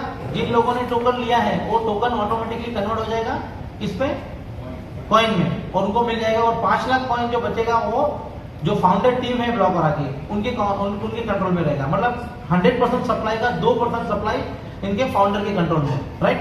अब फाउंडर कौन है? बहुत से लोग हैं वर्ल्ड वाइड, आपके सामने खड़ा है, वन ऑफ द फाउंडर है, टेंशन लेने का नहीं, ये ओपन बात है। पर और भी लोग सो आप समझिए ये ऐसे आएगा। ये हो गया सप्लाई का बात। अभी कॉइन का सप्लाई इंपॉर्टेंट है। अभी बिटकॉइन का सप्लाई 2 करोड़ 10 लाख है, इसका सप्लाई कितना है? 2 करोड़ 50 लाख। हम लोग बिटकॉइन के नियर अबाउट सप्लाई में है। यस या नो? Yes. ये बताने का जरूरत क्या है कि crypto currency one of the asset है। तो एसेट क्या है कि सप्लाई, देखो क्वालिटी तो क्रिप्टो में नंबर 1 है पर सप्लाई बहुत इंपॉर्टेंट है। अगर दुनिया में गोल्ड का सप्लाई हैवी होता, घर में अपन खोदते हो नीचे से गोल्ड निकलता तो गोल्ड इतना महंगा बिकता क्या? कोई बोला गोल्ड अरे मेरे घर पे भी है लेके जा, यस या नो? हाँ क्या होता? हाँ 10 रुपए किलो गोल्ड होता। यस या नो? गोल्ड लाड़ी लेके बेचने जाता, गोल्ड ले लो गोल्ड ले लो, यस या नो? Yes. वो 22 कैरेट वाला आता तो बोलता है सर 24 कैरेट हो तो बात करो, 22 कैरेट में इंटरेस्ट नहीं है, यस या नो? सो सप्लाई बहुत इंपॉर्टेंट है। तो यहाँ पे ब्लॉकओरा का सप्लाई है 25 मिलियन ऑनली। और आज बिटकॉइन का सप्लाई 14 साल के अंदर में 90% सप्लाई आ गया है। इसका सप्लाई आने में भी 35 इयर्स का हमारा एक एक्सपेक्टेशन है कि टाइम लगेगा बहुत ज़्यादा। सेकंड चीज ये एपीओएस है। एपीओएस यानी एडवांस पीओएस। एडवांस पीओएस का मतलब क्या होता है कि जितने लोग अभी टोकन यानी कॉइन होल्डिंग करेंगे तो 20 लाख का मान लो या 25 लाख का जो सप्लाई है उसमें से 5 लाख कॉइन का सप्लाई जो लोग के पास में कॉइन है वो अपना सप्लाई नोड को होस्ट करेंगे। मतलब जो ब्लॉकचेन बन रहा है वहां से लेके तब तक का जितना भी कोड है उसको होस्ट करेंगे और नोड वाला जो वॉलेट है उसके अंदर में उसको होल्ड करेंगे। तो नेटवर्क को 24/7 उसको वो होल्ड को नोड को होस्ट करेंगे तो उसको बोलते हैं एक्टिव नोड। और दूसरा नोड होता है पैसिव नोड। तो जो नेटवर्क में ट्रांजेक्शन होगा उस ट्रांजेक्शन को वेरीफाई करने के लिए वो नोड की जरूरत पड़ेगी। तो जो लोग उसमें पार्टिसिपेट करेगा ना उन्हीं के अंदर में वो रिवॉर्ड बटेगा। समझ में आया कि बाउंसर गया? नहीं समझ में तो भी चलेगा क्योंकि अभी आया नहीं है ब्लॉकचेन, जब आएगा तब देखेंगे। यस या नो? सो ये इसको बोलते हैं एडवांस पीओएस, बराबर है। जो लोग वो नोड को होस्ट करेगा उनको नया रिवॉर्ड में वो पॉइंट मिलने वाला है। ये इतना बात समझ में आ गया। अभी तीसरी जो चीज है ब्लॉकचेन। अभी ये जो ब्लॉकचेन है इसके अंदर में जो टीपीएस अचीवमेंट किया है, जैसे अभी मैटिक एक दुनिया में 65,000 अचीवमेंट कर लिया उसने, राइट? ये ब्लॉकचेन 1 सेकंड में 5 लाख ट्रांजेक्शन को वेरीफाई करने वाला है। तो दुनिया का सबसे फास्टेस्ट और सबसे कम फीस वाला ब्लॉकचेन ब्लॉकओरा बनने जा रहा है आने वाले टाइम में, राइट? तो ये क्वालिटी अगर हम देते हैं तो दूसरे नेटवर्क में हमारा नेटवर्क पहले अप्रिशिएट होगा। यस या नो? ओके। अभी समझिए यहाँ पे बिजनेस स्टार्ट हो रहा है। तो ये जो ब्लॉकचेन है, अभी दूसरा सब प्रीवियस जो पुराना ब्लॉकचेन है उस सब में क्या होता है कि कोई भी मुंह उठा के आया, स्मार्ट कॉन्ट्रैक्ट बना दिया, अपना प्रोडक्ट बना दिया, ठीक है? तो प्रोडक्ट अगर सक्सेस हो गया, स्कैम हो गया तो कोई टेंशन नहीं है। टेंशन होता है क्या? स्कैम का पैसा डूब गया, खत्म कहानी। यस या नो? मगर सक्सेस प्रोडक्ट का प्रॉब्लम ये होता है कि उसके जैसा same duplicate product same symbol वाला आ जाता है स्मार्ट कॉन्ट्रैक्ट पे। तो आदमी एक तो मुश्किल से ब्लॉकचेन सीखता है, उसके अंदर में वो दूसरा प्रोडक्ट आ गया तो बेचारा बोलता है मेरा पैसा इधर गया उधर गया। यस या no? There is no transparency. हमारा ब्लॉकचेन के ऊपर में आपको कोई भी प्रोडक्ट बनाना है, कोई भी प्रोडक्ट डिप्लॉय करना है हमारा ब्लॉकचेन के ऊपर में, तो आपको जितना भी नेटवर्क है, ब्लॉक और ब्लॉकचेन का जितना नेटवर्क है, इकोसिस्टम है, एक्टिव नोड, पैसिव नोड और जो कॉइन होल्डर है, उनका वोटिंग लेना पड़ेगा। 61% अगर वोटिंग आपने अचीव किया है तभी आप स्मार्ट कॉन्ट्रैक्ट डिप्लॉय कर पाओगे, अदरवाइज नहीं कर पाओगे। तो स्कैम वाला पब्लिक यानी डिसेंट्रलाइज गवर्नेंस हो गया, पब्लिक यानी पब्लिक की परमिशन से वो प्रोडक्ट आएगा, तब स्कैम आ सकता है क्या? नहीं आ सकता है। दूसरी बात कि एक प्रोडक्ट सक्सेस आ गया, उसी का सेम सिंबल लेके उसी के नाम से कोई दूसरा डिप्लॉय करने आएगा तो हो सकता है क्या? कॉइन का मालिक कौन है? जो लोग कॉइन को होल्ड कर रहे हो वो मालिक हो गए। यस या नो? उन्हीं की परमिशन से ब्लॉकचेन के ऊपर में काम हो रहा है, तो टेंशन होने वाला है क्या कभी? हाँ या ना? आपको मैं हाँ ना बुलवा के कुछ खरीदना नहीं है आपका प्रॉपर्टी। हाँ लगे तो हाँ, ना तो ना, ज्यादा टेंशन नहीं लेने का बॉस। सही है गलत है? तो वो ब्लॉकचेन जो है डिसेंट्रलाइज परमिशन से चलता है, ठीक है? तो डिसेंट्रलाइज परमिशन आने से ब्लॉकचेन के ऊपर में लॉजिकली हमारा कंट्रोल है, तो अनलॉजिकली प्रोडक्ट उसमें आने का चांसेस 0 है, ठीक है? तो ये हमारा मतलब दुनिया की दूसरी ब्लॉकचेन से हम बेस्ट क्यों है? तो उसका सप्लाई के मामले में भी ये कॉइन काम में आने वाला है। और सेकंड चीज, हमारा क्वालिटी का जो प्रोडक्ट का हमारा डिलीवरी है, जो प्रोडक्ट हमारा आ रहा है मार्केट में, है ना, ब्लॉकचेन के ऊपर में, तो हमने ये फाइनेंशियल बेनिफिट से सोचा गया है। अभी कैसे बेनिफिट होने वाला है? हम वापस आ जाते हैं, सब लोग ने गोल्ड देखा हुआ है, यस या नो? Yes. हाँ, अभी गोल्ड कहाँ मिलता है? 2 जगह पे, एक MCX में मिलता है या ज्वेलर्स के वहां मिलता है। यस या नो? Yes. हम खरीदते हैं ज्वेलर्स के वहां और बेचते भी ज्वेलर्स के वहां है, बराबर है? ये चलता है। या MCX के अंदर में सुबह 9:30 बजे खरीदते हैं, 11 बजे तक, सैटरडे संडे छुट्टी होता है, सही है ना? तो यहाँ पे ब्लॉकचेन के ऊपर में गोल्ड आ सकता है। अभी कैसे आ सकता है? तो देखिए, गोल्ड अभी कई कंट्री है ना, ब्लॉकचेन के ऊपर में कोई भी प्रोडक्ट बनाओ तो उसका रेगुलेशन दे रही है। तो एग्जांपल के तौर पे मैं अभी स्विट्जरलैंड गिनता हूँ, तो एक आदमी जाके स्विट्जरलैंड में गवर्नमेंट के पास में परमिशन लिया, उसने बोला मैं स्मार्ट कॉन्ट्रैक्ट बना रहा हूँ गोल्ड का। तो कैसे बनाएगा कि भाई कौन सी ब्लॉकचेन पे बनाने वाला है? तो मान लो ब्लॉकरा की ब्लॉकचेन को लेके गोल्ड का प्रोडक्ट बनाता है, तो वो क्या बोलता है पब्लिकली कि भाई आप मुझे पैसा दो, यानी KYC लेना पड़ेगा, है ना, उसका डॉक्यूमेंट्स लेना पड़ेगा, KYC। तो प्रॉपर बैंकिंग की जैसा KYC लेगा, किसने फंड दिया वो रिकॉर्ड रखेगा और वो रिकॉर्ड रेगुलेशन को देगा। और वो मान लो 1 मेट्रिक टन गोल्ड वहां से लिया उसने मार्केट से, इतना पैसा लिया, मान लो 500 करोड़ रुपए का 1 मेट्रिक टन आता है, 1000 किलो यानी 1 मेट्रिक टन। ये सब में गिन के घर से गिन के आया, टेंशन नहीं लेने का। तो 1 मेट्रिक टन गोल्ड उसने मान लो मार्केट से खरीदा और गवर्नमेंट की कस्टडी में रख दिया, राइट? आपने पैसा दिया, गवर्नमेंट की कस्टडी में गोल्ड चला गया, तो आपका पैसा सिक्योर है, यस या नो? अब की उसके अगेंस्ट में आपको मान लो 4 करोड़ टोकन है, एक metric tonne divided by 4 crore token is equal to 0.025 milligram का एक टोकन हो गया। वो टोकन क्या हो गया? आपका पैसे का रिसिप्ट हो गया, यस या नो? समझ में आया ना आपको? देखो धीरे धीरे समझ में आना चाहिए, है ना? हम लोग 2 घंटे से शायद आधा 1-1.5 घंटा बात कर रहे हैं, तो अब तक तो मेरा नेचर आपको समझ में आ जाना चाहिए बात का, यस या नो? Yes. हाँ, तो ठीक है। नहीं तो क्या जब लंबा बात करेगा ना टेंशन हो जाता है, और आप कभी कभी घूर घूर के देखता है तो टेंशन हो जाता है कि यार ये इसको समझ में आ रहा है कि ये बस बंद कर दे भाई ऐसा। Are you happy? Yes.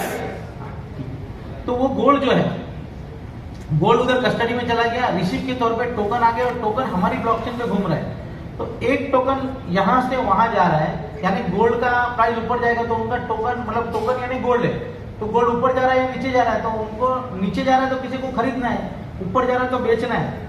तो आपका जो टोकन है 24/7 आपके पॉकेट में लेके आप घूम रहा है मोबाइल के अंदर में, यस या नो? आपका गोल्ड चोरी कर सकता है कोई भी, मगर आपका टोकन आपके पॉकेट में है, किसी को पता ही नहीं आपके पास में कितना है, कोई टेंशन है क्या? सही है गलत है? और 24/7 आप वर्ल्ड वाइड किधर भी लेके घूम सकते हैं। अभी इधर से टोकन इधर जाएगा तो हमारी ब्लॉकचेन पे क्या होगा? ट्रांजेक्शन, और ट्रांजेक्शन में क्या लगेगा? फीस लगेगा। और फीस किस में लगेगा? ब्लॉकरा में लगेगा। किस में लगेगा? वो फीस को, ट्रांजेक्शन को वेरीफाई करने के लिए जो पैसा देना पड़ेगा वो लगेगा ब्लॉकरा में। तो आप मान लीजिए ब्लॉकरा का रेट $10,000 है एग्जांपल के तौर पे, तो जिसको फीस $1 में भरना है, तो $1 का एक कॉइन है या $10,000 का एक कॉइन है, उसको वो फर्क नहीं पड़ने वाला है। उसको फीस भरने से मतलब है, यस या नो? तो आप देखिए कितना सिस्टमेटिक ट्रांजेक्शन पूरी दुनिया के अंदर में। आज गोल्ड अनबैलेंसिंग है, ट्रांसपेरेंसी नहीं है। इंडियन मार्केट में जहाँ पे लिस्टेड है वहां पे भी नहीं है, क्योंकि रात को मार्केट बंद हो जाता है, सुबह उतने टाइम से खुलता है।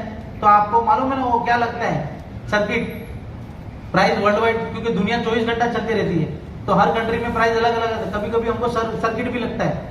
तो यहाँ पे 24/7 गोल्ड का असर हमारे कॉइन, दुनिया का जो रेट है ना वो रेट हमारे मोबाइल में पड़ा है, उस पर पड़ने वाला है। तो ये क्या हो गया, ट्रांसपेरेंसी हो गया फाइनेंस के अंदर में, यस या नो? है ना? तो ये जितना 1 metric tonne, 2 metric tonne, 100 metric tonne, 1000 metric tonne हमारी ब्लॉकचेन के ऊपर में ये गोल्ड बन सकता है। ये गोल्ड का एग्जांपल है। गोल्ड, सिल्वर, क्रूड, कॉपर, पूरी दुनिया का शेयर बाजार, इंडिया का 25 लाख करोड़ का है, तो पूरी दुनिया के अंदर में जितना भी शेयर बाजार है वो हमारी ब्लॉकचेन पे आ सकता है। तो सारा ट्रांजेक्शन करने के लिए ये कॉइन चाहिए आने वाले टाइम में, यस या नो? अरे एक्साइटेड, समझ में आया आपको?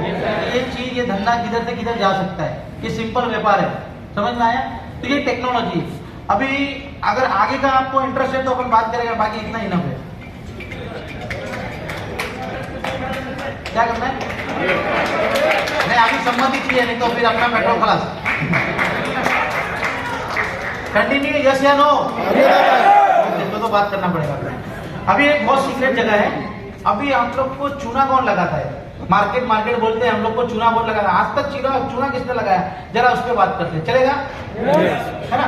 तो मेरे हिसाब से देखिए, आपको गोल्ड समझ में, पहले गोल्ड से स्टार्ट किया था हमने, फिर हमने दुनिया में करेंसी कैसे आया, करेंसी के बाद में क्रिप्टो करेंसी कैसे आया, क्रिप्टो करेंसी के बाद में कितना कितना ब्लॉकचेन आया, ब्लॉकचेन आने के बाद में ब्लॉकचेन का यूज केस क्या हुआ और क्या हो सकता है, और ब्लॉकचेन का पोजीशन क्या है, ये सब समझ में आया, यस या नो? यस। हाँ, देखो इतना आप मैच्योर है ना, तो नेक्स्ट टाइम अगर हम एनडीबी रखेगा ना यहाँ पे, तो यहाँ पे हम यहाँ से बात शुरू कर सकते हैं आगे, क्योंकि आप सबके पास में एजुकेशन है, घर जिसको भी लेके आएंगे ना उसको गोल्ड के बारे में ये सब हिस्ट्री समझा के आ सकता है, यस या नो? यस। तो भाई के पास जाएंगे ना तो ये सब कुछ मालूम होना चाहिए, उसके बाद में आगे का बात कर सकते हैं क्रिप्टो करेंसी, है ना? तो अपना ये टाइम बच जाएगा। तो हम बात करते हैं ट्रेडिंग में। मैंने आपको स्टार्टिंग में बोला था कि ये सबसे बड़ी इंडस्ट्री दुनिया में कौन सी है, ट्रेडिंग इंडस्ट्री है, राइट?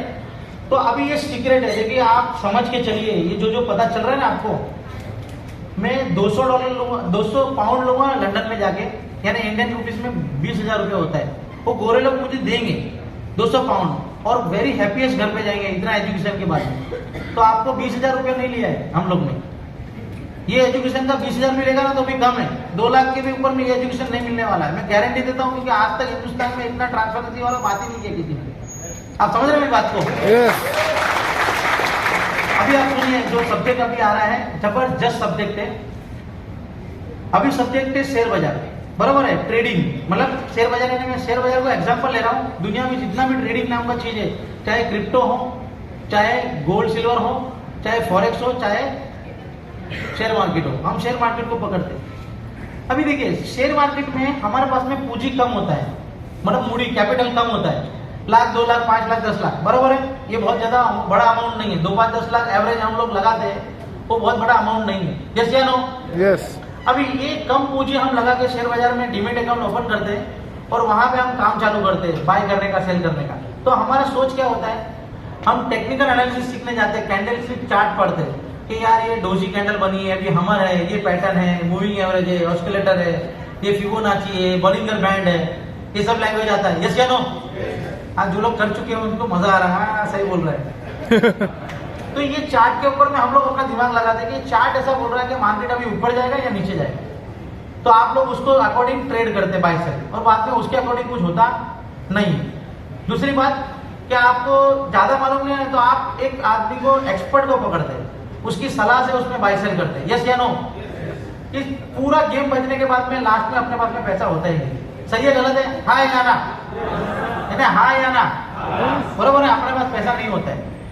तो आप उसका इन्वेस्टिगेशन करेंगे ना कि यार अपना पैसा मुझे नहीं कमाया, मेरे में मैं बेवकूफ था, मैंने पैसा नहीं कमाया, ठीक है, पर इतने सारे लोगों ने, 25 लाख करोड़ का मार्केट है, इतने सारे लोग पैसा लगा रहे हैं, तब भी ये लोग पैसा कमा नहीं रहे, तो पैसा ज्यादा कहाँ है, ये समझना बहुत जरूरी है। ये मैं राइट या रॉन्ग? ये बहुत समझना जरूरी है। तो क्या होता है कि मैंने जब करियर की शुरुआत की थी ना, तो मैं पर्दे के पीछे था, पर्दे के आगे नहीं था। मतलब मैं ट्रेडिंग से इंडस्ट्री चालू नहीं किया, मैंने सेल्स से चालू किया। मतलब आपका डीमेट अकाउंट खोलना, ठीक है, उसमें आप ट्रेड करने के लिए पैसा डालते थे और हम ब्रोकरेज कमाते थे। अभी वो सब चक्कर में मैंने क्या देखा कि इतने सारे लोग पैसा डालते, कोई कमा ही नहीं रहा है। मुझे ब्रोकरेज मिलता था, पर उसके अकाउंट में जब पैसा लूज हो जाता था, पैसा चला जाता था, तो मुझे दुख होता था कि यार उसका पैसा चला गया, वापस वो लोड करेगा, वापस ट्रेड करेगा, मेरे को ब्रोकरेज मिलेगा। यस या नो? तो ये पैसा किधर जाता है?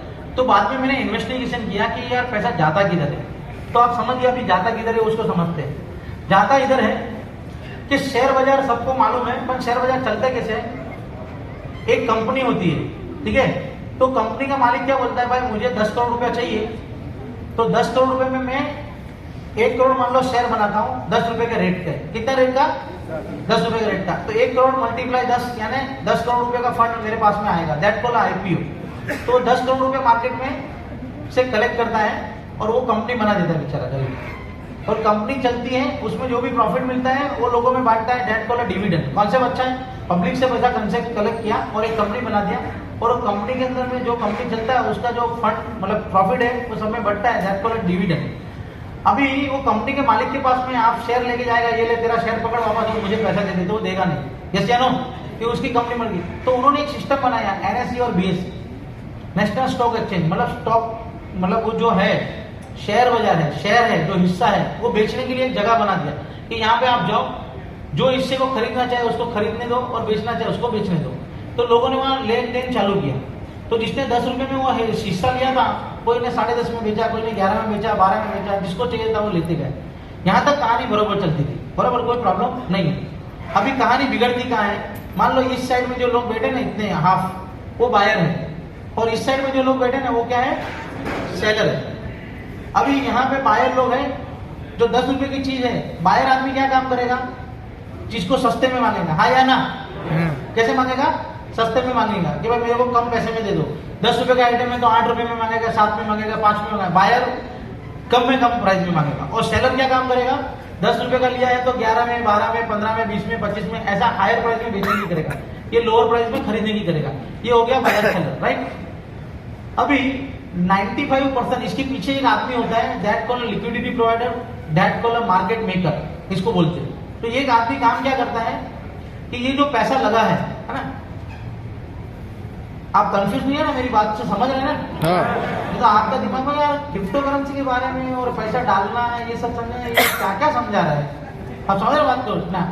पर ये सारा का सारा बेस जो है ना, ये धंधे का, आपको बेसिक नॉलेज नहीं होगा ना तो धंधा करने का मतलब ही नहीं बनता। आपको बेसिक नॉलेज होना जरूरी है, मैं ये सब मानता हूँ कि बेसिक नॉलेज हो गया ना पर तो आपको दुनिया में कोई हरा नहीं सकता है, आप मास्टर माइंड है फिर। यस या नो? यस। तो आगे बढ़ते हैं। वो शेयर बाजार जो है उसमें क्या होता है, लिक्विडिटी या मार्केट मेकर जो होता है, तो ये बायर की लिस्ट बैठी है, ये सेलर की लिस्ट है। एक पीछे जो चीज होती है मार्केट में माल देने से पहले या बाद में, वो पूरा का पूरा 95% माल अपने पास में कंट्रोल कर लेता है, खरीद के या पहले से मार्केट में नहीं देता है। तो 10 रुपए का रेट में 95% माल एक आदमी के पास में कंट्रोल में है। कितना परसेंटेज? 95%। एग्जाम्पल के तौर पर अभी इनके पास में 95% माल कंट्रोल में है। अब ये क्या काम करता है, बायर की लिस्ट में भी बैठेगा और सेलर की लिस्ट में भी बैठेगा।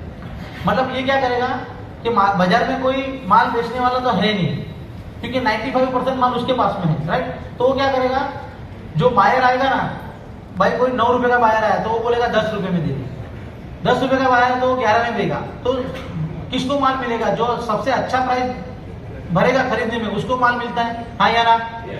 और जो सबसे सस्ता बेचता है सेलर साइड में उसका माल बिकता है। तो वो क्या करेगा, यहाँ पे सबसे अच्छे से अच्छा प्राइस देगा, 11 रुपया, 12 रुपया, 15 रुपया, क्योंकि बेचने वाला कोई है ही नहीं और खुद यहाँ पे है ना, बेचेगा ना। तो जो लिस्ट में आके वो उसमें मतलब कोई बेच रहा है 12 रुपए में, तो वो 13 में मानेगा, क्योंकि 12 का माल वो खरीद लेगा। यस या नो? तो 10-12 का जो भी माल है वो यहाँ पे महंगे में बेचता जाएगा और सस्ते में खरीदने के लिए प्राइस मारता जाएगा। तो ये प्राइस को भगा रहा है, 10 रुपया, 15 रुपया, 20 रुपया, 30 रुपया, 50 रुपया, 100 रुपया, और मार्केट के अंदर में ज्यादा सौदे कर रहा है, खुद ही बाई सेल चालू।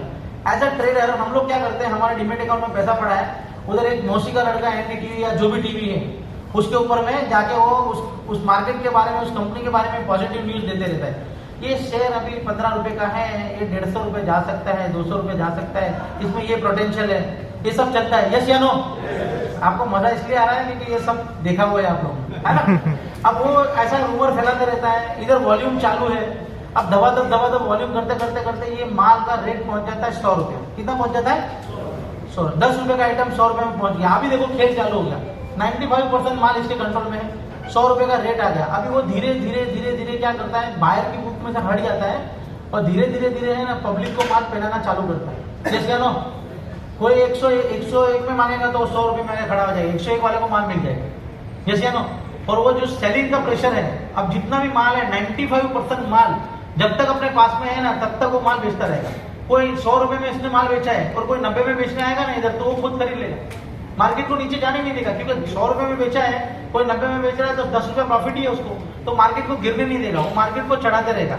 95% माल पब्लिक के हाथ में चला गया। अभी पब्लिक इधर आके बैठ गया सेलर साइड। अभी सेलर साइड पब्लिक आ गया, उसका 10 करोड़ का माल 95% मतलब 9.5 करोड़ का माल था, अभी 95 करोड़ हो गया। 95 करोड़ में माल बेच के पैसा अपने पास में आ गया। अब क्या होगा, ये जितने भी सेलर है मार्केट के अंदर बैठे हुए, वो बेचने चाहते हैं कि अभी आएगा रेट 100, 150, 200, 300 में बेच देगा। अब वो मौसी का लड़का बोलना चालू करता है, मजा नहीं है अभी मार्केट में, दम नहीं है, कंपनी का ऑर्डर कैंसिल हो गया। डराना चालू आप लोग, जैसे आपको डराना साइकोलॉजी, रूमर फैलाना चालू, डराना चालू, आप बोलेगा यार अभी जीरो हो जाएगा, इसके पहले बेच देता हूँ।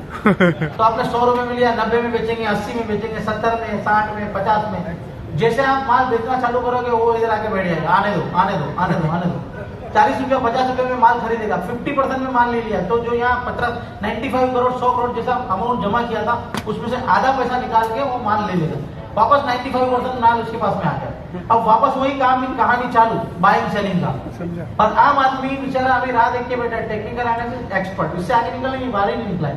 यस या नो? देखो कितना धीरे से यस बोला है, बहुत चूना लगा है। नहीं आपको चूना लगा है, इसके लिए आपने इतना धीरे से बात है। तो ये जो माल है ना, आप समझिए मेरी बात को, ये जो माल है अभी ये कहानी समझिए, ये पूरा पर्दा उठा रहे अपन दुनिया में। इतना किसी ने बताया कि आज तक सच ईमानदारी से बोलने का? नो। ये बोलेगा ही नहीं कोई, क्यों बोलेगा, क्या मतलब है बोल के? आप समझ रहे बात को? इतना एजुकेशन बांट के फायदा क्या है? इतना बड़ा स्कैम हो रहा है, किसी का पप्पा का ताकत नहीं है कि वो आवाज उठाएगा। गवर्नमेंट ने बना दिया SEBI, security exchange board of India. अरे कायदा बोर्ड ऑफ इंडिया, आप समझ रहे बात को?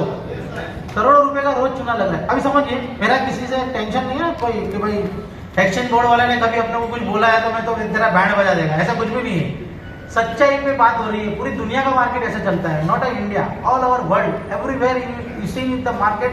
अब यही पोजीशन है सबका। तो आप समझिए अभी क्या करने वाला है वो आदमी कि जो 90, ये मैं क्या बोल रहा हूँ, ये जो आप अकल आप ले लेंगे ना तो आपको दुनिया में साइकोलॉजी पता चलेगा कि दुनिया में अपने पैसे को कैसे घुमाया जाए, कहाँ पे पैसा डाला जाए, किस चीज को कैसे समझा जाए। ये चीज आप में मैच्योर हो जाएगी तो आपका पैसा कोई छीन के नहीं लेके जा सकते। यस या नो? यस। और गारंटी देता हूँ ना, उसको तो बोलेगा जल्दी भाग तू यहाँ से। हाँ हम बैठे हैं, आप पैसा डाल दीजिए, तो वही तो टेंशन है कि तू बैठा हुआ है। सही है गलत है? गारंटी का काम नहीं है, अपनी अकल लगाओ। अब वो आदमी के पास में जो 95% माल है वो प्राइस को वापस एप्रिशिएट करते जाएगा और वो प्राइस को 110, 120, 130 तक लेके जाएगा। और वो मामू जो बैठा था चाचा का लड़का, वो बोलना चालू करेगा अभी जो ऑर्डर था ना कैंसिल हुआ तो वापस मिल गया इनको, और ये डबल स्पीड से कंपनी भागने वाली है, और ये हो गया वो हो गया फलाना ढिंगा, और ये बूमिंग है। और पब्लिक को क्या दिख रहा है, यार ये जो बोल रहा है ना ऐसा हो रहा है 120-30 में, और मैं पागल था, मैंने बेच दिया जल्दी, देखा प्राइस तो 150 आने ही वाला था, मैं घबरा के बेच दिया। यस या नो? तो ये जो कहानी चल रहा है ना, अभी आप मेरे को बताइए ये चल रहा है कि नहीं चल रहा है मार्केट में? पूरी दुनिया के अंदर में गोल्ड बोलो तो गोल्ड में भी ये चल रहा है।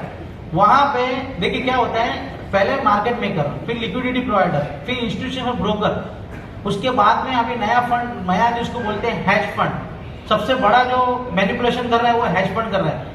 ये म्यूचुअल फंड जो है ना, हम आम आदमी का पैसा लेके जाके बुक के अंदर में ऊपर से नीचे करके उसको जितना परसेंटेज रिटर्न देना वो आप उसके हाथ में, वो फंड के ऊपर में। आपको कारीगरी समझ में आता नहीं है।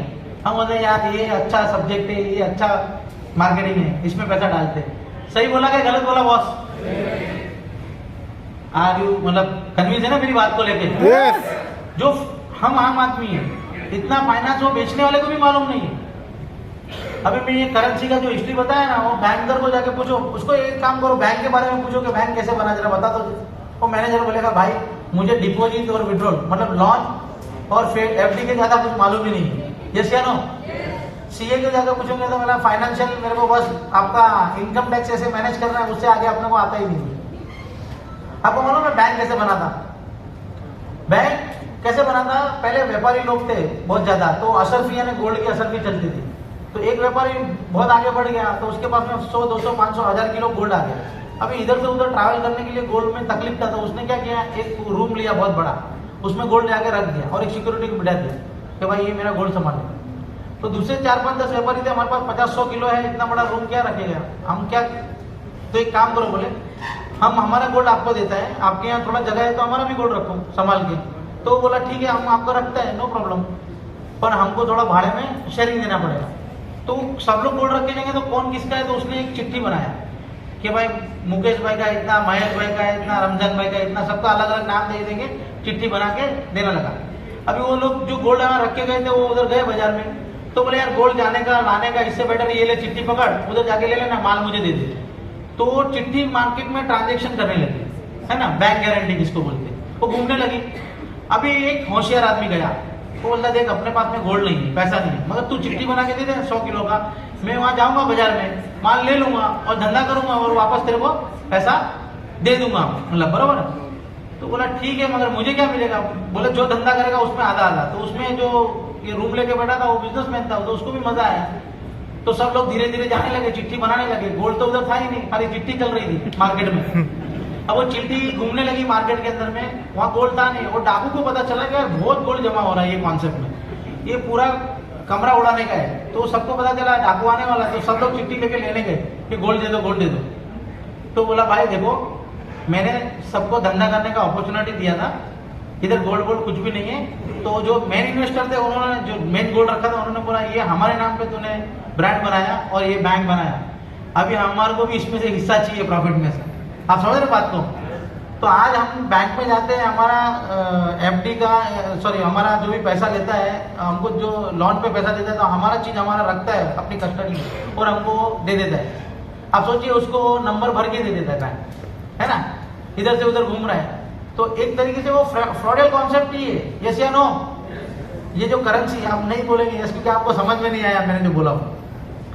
तो ये जो कॉन्सेप्ट है मनी या बैंक का, है ना, मार्केट में, तो ये ब्लॉकचेन जो है ना मार्केट में, ये सीधा सीधा हिसाब है, इधर माल इधर पैसा। यस या नो?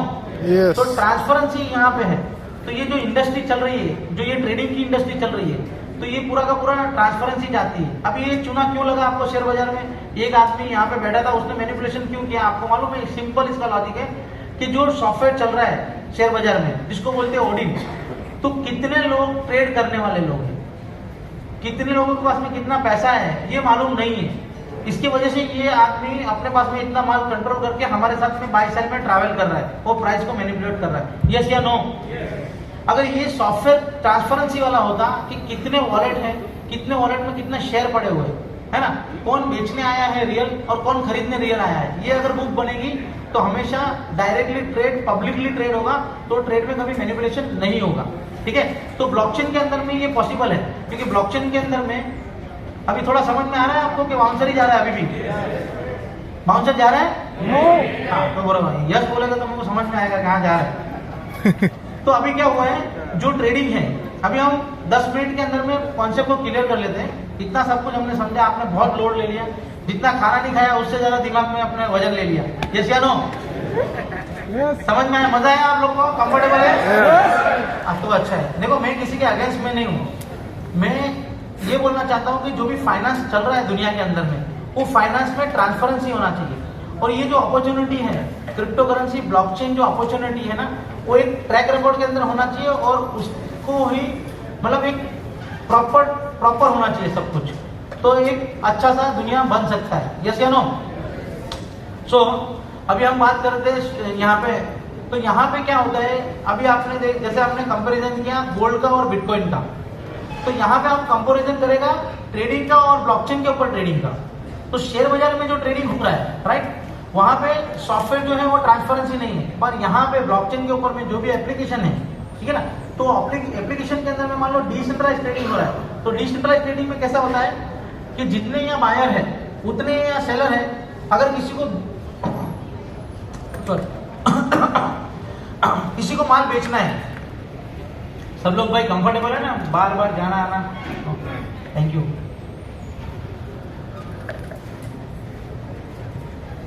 अभी 10-15 मिनट है ना भाई, तीन चीजें ना हमने वर्ल्ड में किधर नहीं देखी। और आप हमारे साथ ट्रैवल करेंगे तो इतना वादा है हमारा, आने वाले टाइम में आप आपकी सोच से ज्यादा पैसा यहाँ बना सकते हो। बहुत पैसा है ये लाइन में, बहुत पैसा है। ये लाइन को समझना बहुत जरूरी है, समझना बहुत जरूरी है। आई डोंट नो कि हम बार बार आपके पास में आके हम आपको इतना इन डिटेल में बात कर पाएंगे, या आपके पास में अपॉर्चुनिटी हम इतना इन डिटेल में बात कर रहे हैं। कल हमारा ट्रैवलिंग चालू हो जाएगा वर्ल्ड वाइड, मतलब लंदन अमेरिका इधर उधर, तो मैं आपके साथ में इतना शायद नहीं बैठ पाऊंगा। पर अपना पास में जितना भी टाइम है ना, देखो 14 महीने में हमने कुछ तो झंडे गाड़े। हेलो, समझ रहे हो बात को, है ना?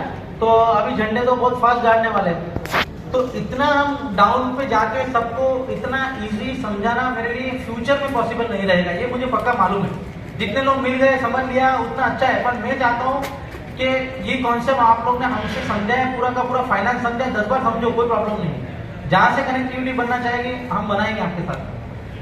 मगर आपसे कोई आदमी 100% बनना चाहिए, आप फिनटेक बनना चाहिए इस धंधे का, आप एकदम परफेक्ट बनना चाहिए कि आपसे 10 लोग है ना परफेक्ट फाइनेंस समझे। हमने कोई भी सब्जेक्ट पे बात किया ना तो एकदम परफेक्ट बात किया, जो हकीकत है दुनिया में उस पर बात किया। यस या नो? यस। ओके, सो हम बात करते हैं कि ब्लॉकचेन के ऊपर में जो ट्रेडिंग होता है, एक ये वॉलेट है और एक वॉलेट है। तो वहां पे जो स्मार्ट कॉन्ट्रैक्ट डिप्लॉय हुआ है, एक स्मार्ट कॉन्ट्रैक्ट होता है, वो क्या बोलता है वहां पे, देखिए आप कोई भी क्रिप्टो करेंसी किसी बाइनेंस पे बेचते हो या वजीरेक्स पे बेचते हो तो वो थर्ड पार्टी हो गया, है ना? थर्ड पार्टी किसी एक्सचेंज को आपने माल भेजा, अभी वो एक्सचेंज में रेगुलेशन में चल रहा है, गवर्नमेंट पीछे है, इंश्योरेंस है, तो आपका क्रिप्टो वहां सिक्योर है। अगर आप समझ रहे हैं बात को, धंधे का बात हो रहा है, छोड़ दो उसको, बाद में मैं 5-10 मिनट में कॉल करता हूँ, ऐसा बोलो जो भी है।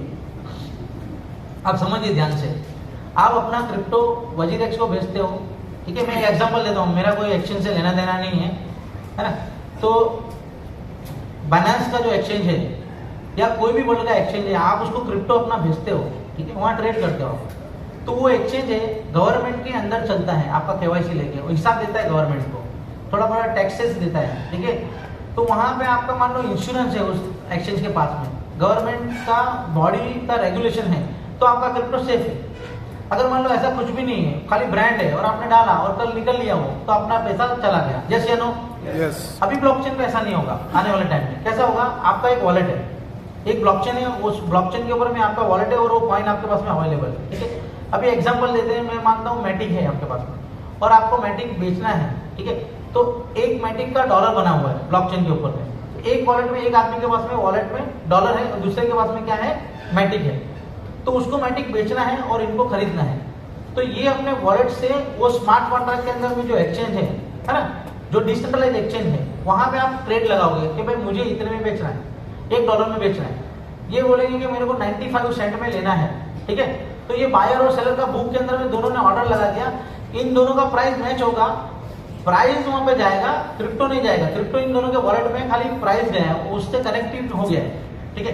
जैसे ही प्राइस मैच होगा, इनका डॉलर वहां चला जाएगा और इनका ये यहाँ चला जाएगा, तो दुनिया में एक्सचेंज की जरूरत ही नहीं पड़ने वाली है। आप समझ रहे हैं बात को? डायरेक्ट डिसेंट्रलाइज आप बात कर रहे हैं, एक रशिया का आदमी है, आप इंडिया का आदमी है, या वर्ल्ड का किधर का भी आदमी है, आपका ऑटोमेटिकली ट्रांजेक्शन वहां पे हो रहा है। सही है गलत है? तो कोई का कंट्रोल नहीं है ट्रेडिंग के ऊपर में, तो कोई का कंट्रोल नहीं है, बुक ट्रांसपेरेंसी है। तो जैसे बिटकॉइन दुनिया में ट्रांसपेरेंसी दिया है ना और लोगों को प्रॉफिट दिया, यस या नो? इसी तरह ये ट्रेडिंग में जब ट्रांसपेरेंसी आ जाएगा तो ये ट्रेडिंग का पैसा पब्लिक ही बनाने वाला है, जो पीछे मैनिपुलेटर बना रहा था वो नहीं बनाएगा, पब्लिक बनाएगा। समझ में आया आपको? परफेक्ट, ठीक है?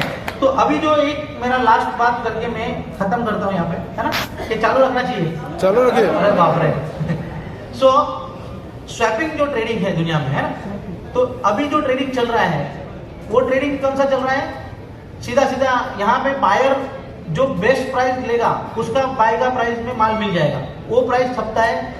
या तो कोई सेलर है और जो अच्छा प्राइस में माल, सस्ता प्राइस में माल बिक रहा है तो वो लास्ट LTP बोलता है, लास्ट ट्रेडिंग प्राइस वो होता है। या बायर या सेलर जो सबसे अच्छा प्राइस देगा सेलिंग में, जो अच्छा प्राइस बाइंग में देगा, उसका प्राइस के ऊपर में ये ट्रेडिंग होता है। अभी दुनिया में कितने बायर हैं, कितने सेलर हैं, सीधी सीधी बात करेंगे तो कितना वॉल्यूम है, मतलब कितना लोग प्रॉपर इसको खरीदने के लिए हमेशा खड़ा है या बेचने के लिए खड़ा है, वो नहीं है। इसकी वजह से ये मैनिपुलेशन हो रहा है, ठीक है। यानी लिक्विडिटी मार्केट में कितनी है उस प्रोडक्ट के पीछे वो पता नहीं चल रहा है, इसके लिए मैनिपुलेशन हो रहा है। अभी एक नया ट्रेडिंग चालू हुआ है दुनिया में, स्वैपिंग ट्रेडिंग, जिसका पूरा उल्टा चीज है। वो ट्रेडिंग के अंदर अगर हमारा दिमाग लगाएंगे तो डेफिनेटली आने वाले टाइम में बहुत कुछ ट्रांसपेरेंसी हो सकता है। एक 3 बंदे यहाँ पे आ सकते हैं एग्जाम्पल के लिए, 3 बंदे फटाफट आ जाए इसके 3 लोग। मैं ये एग्जाम्पल दे रहा हूँ, आप समझिए। मैं आपको, कितने लोगों को स्वैपिंग ट्रेडिंग का पूरा नॉलेज है? कितने लोग हैं? हाथ खड़ा कर सकते हैं? अच्छा, आपको स्वैपिंग का कॉन्सेप्ट मालूम है, राइट? बाकी सबको मालूम नहीं है, राइट? तो ये स्वैपिंग का concept, very good, thank you. तो ये स्वैपिंग का कॉन्सेप्ट कैसे चलता है? क्योंकि आप लोग का एक सवाल है कि यार हम यहाँ स्टेकिंग में पैसा डालते हैं और इतना डेली का पैसा आता है, ये आता कहाँ से? यस या नो? ये सवाल सबसे भारी है आपका, ये होना भी चाहिए आपको। अगर आपको कोई, पहले तो आप फ्यूचर में काम करेंगे तो यही सवाल करेगा, तो ये जवाब नहीं होगा तो आप ठंडा, हाँ यार ये स्कैम हो सकता है, यस या नो? तो ये सवाल का जवाब ही ये चीज है कि पैसा इतना सारा जनरेट कैसे होता है। तो ये अंडरस्टैंडिंग करना जरूरी है कि नहीं है? इतना किसी के ताकत है क्या? किसी ने सीक्रेट बताया हो आज तक? बताया आपको कभी किसी ने? No. वो क्या बोलता है, पैसा तो हम ट्रेडिंग में मास्टर है, हम डालेगा उधर से कमा के आपको रिटर्न देगा, ऐसा ही बोला है ना? अब वो मास्टर का हकीकत पता चल गया, क्योंकि कोई भी आदमी पब्लिक से पैसा लेता है और वो डालता है, मार्केट उसके कंट्रोल में नहीं है, मार्केट किसके कंट्रोल में वो आपको पता चल गया। तो दुनिया में कोई भी फॉरेक्स में या किसी भी सब्जेक्ट में कोई बोलता है ना कि हम पैसा लेगा और वहां से रिटर्न देगा, वो सबसे बड़ा झूठा है। समझ रहे बात को? क्योंकि मैं फॉरेक्स से मेरा इंडस्ट्री चालू हुआ था 2008 में। 2008 में क्या होता था, मैं थोड़ा बता, आप खड़े रहेंगे तो टेंशन नहीं, 5 मिनट थक तो नहीं जाएंगे ना? हाँ, वेरी गुड। अभी क्या हुआ, मैं फॉरेक्स करता था। 2 एग्जांपल देता है कि लोगों का साइकोलॉजी कैसा होता है। वो $1000 डालता है ट्रेडिंग में, पहले तो डेमो ट्रेडिंग करता है, डेमो में। तो डेमो में ट्रेडिंग करने के बाद में उसके मन में क्या होता है, यार अब तो मैं ट्रेडर बन गया, मैं बाय करता हूँ तो मार्केट ऊपर, मैं सेल मारता हूँ तो मार्केट नीचे। डेमो में क्या होता है, आपका खुद का पैसा लगा नहीं है, तो साइकोलॉजी आप फ्री है। डेमो का पैसा उड़ जाएगा तो आपको फर्क पड़ने वाला है कुछ नहीं वाला। तो डेमो के अंदर आप ट्रेडिंग करता है तो आपका माइंड मस्त है। फिर आप क्या करता है, $1000-2000 जमा करके उसमें डालता है और ट्रेडिंग चालू करता है। अभी जब मार्केट में साइडवे मूवमेंट होता है, ऐसा नॉर्मल मूवमेंट में होता है, तो आप बाय डालो सेल डालो सब पास हो जाएगा, यस या नो? तो $1000-1200 $1300 बनता है ना, तो आप अपने आप को क्या बोलता है, बीबी को भी बोलता है, क्या चाहिए तेरे को बोल। अपने पास में अभी है ना जबरदस्त लाइन आ गया ट्रेडिंग का, एकदम कॉन्फिडेंस में।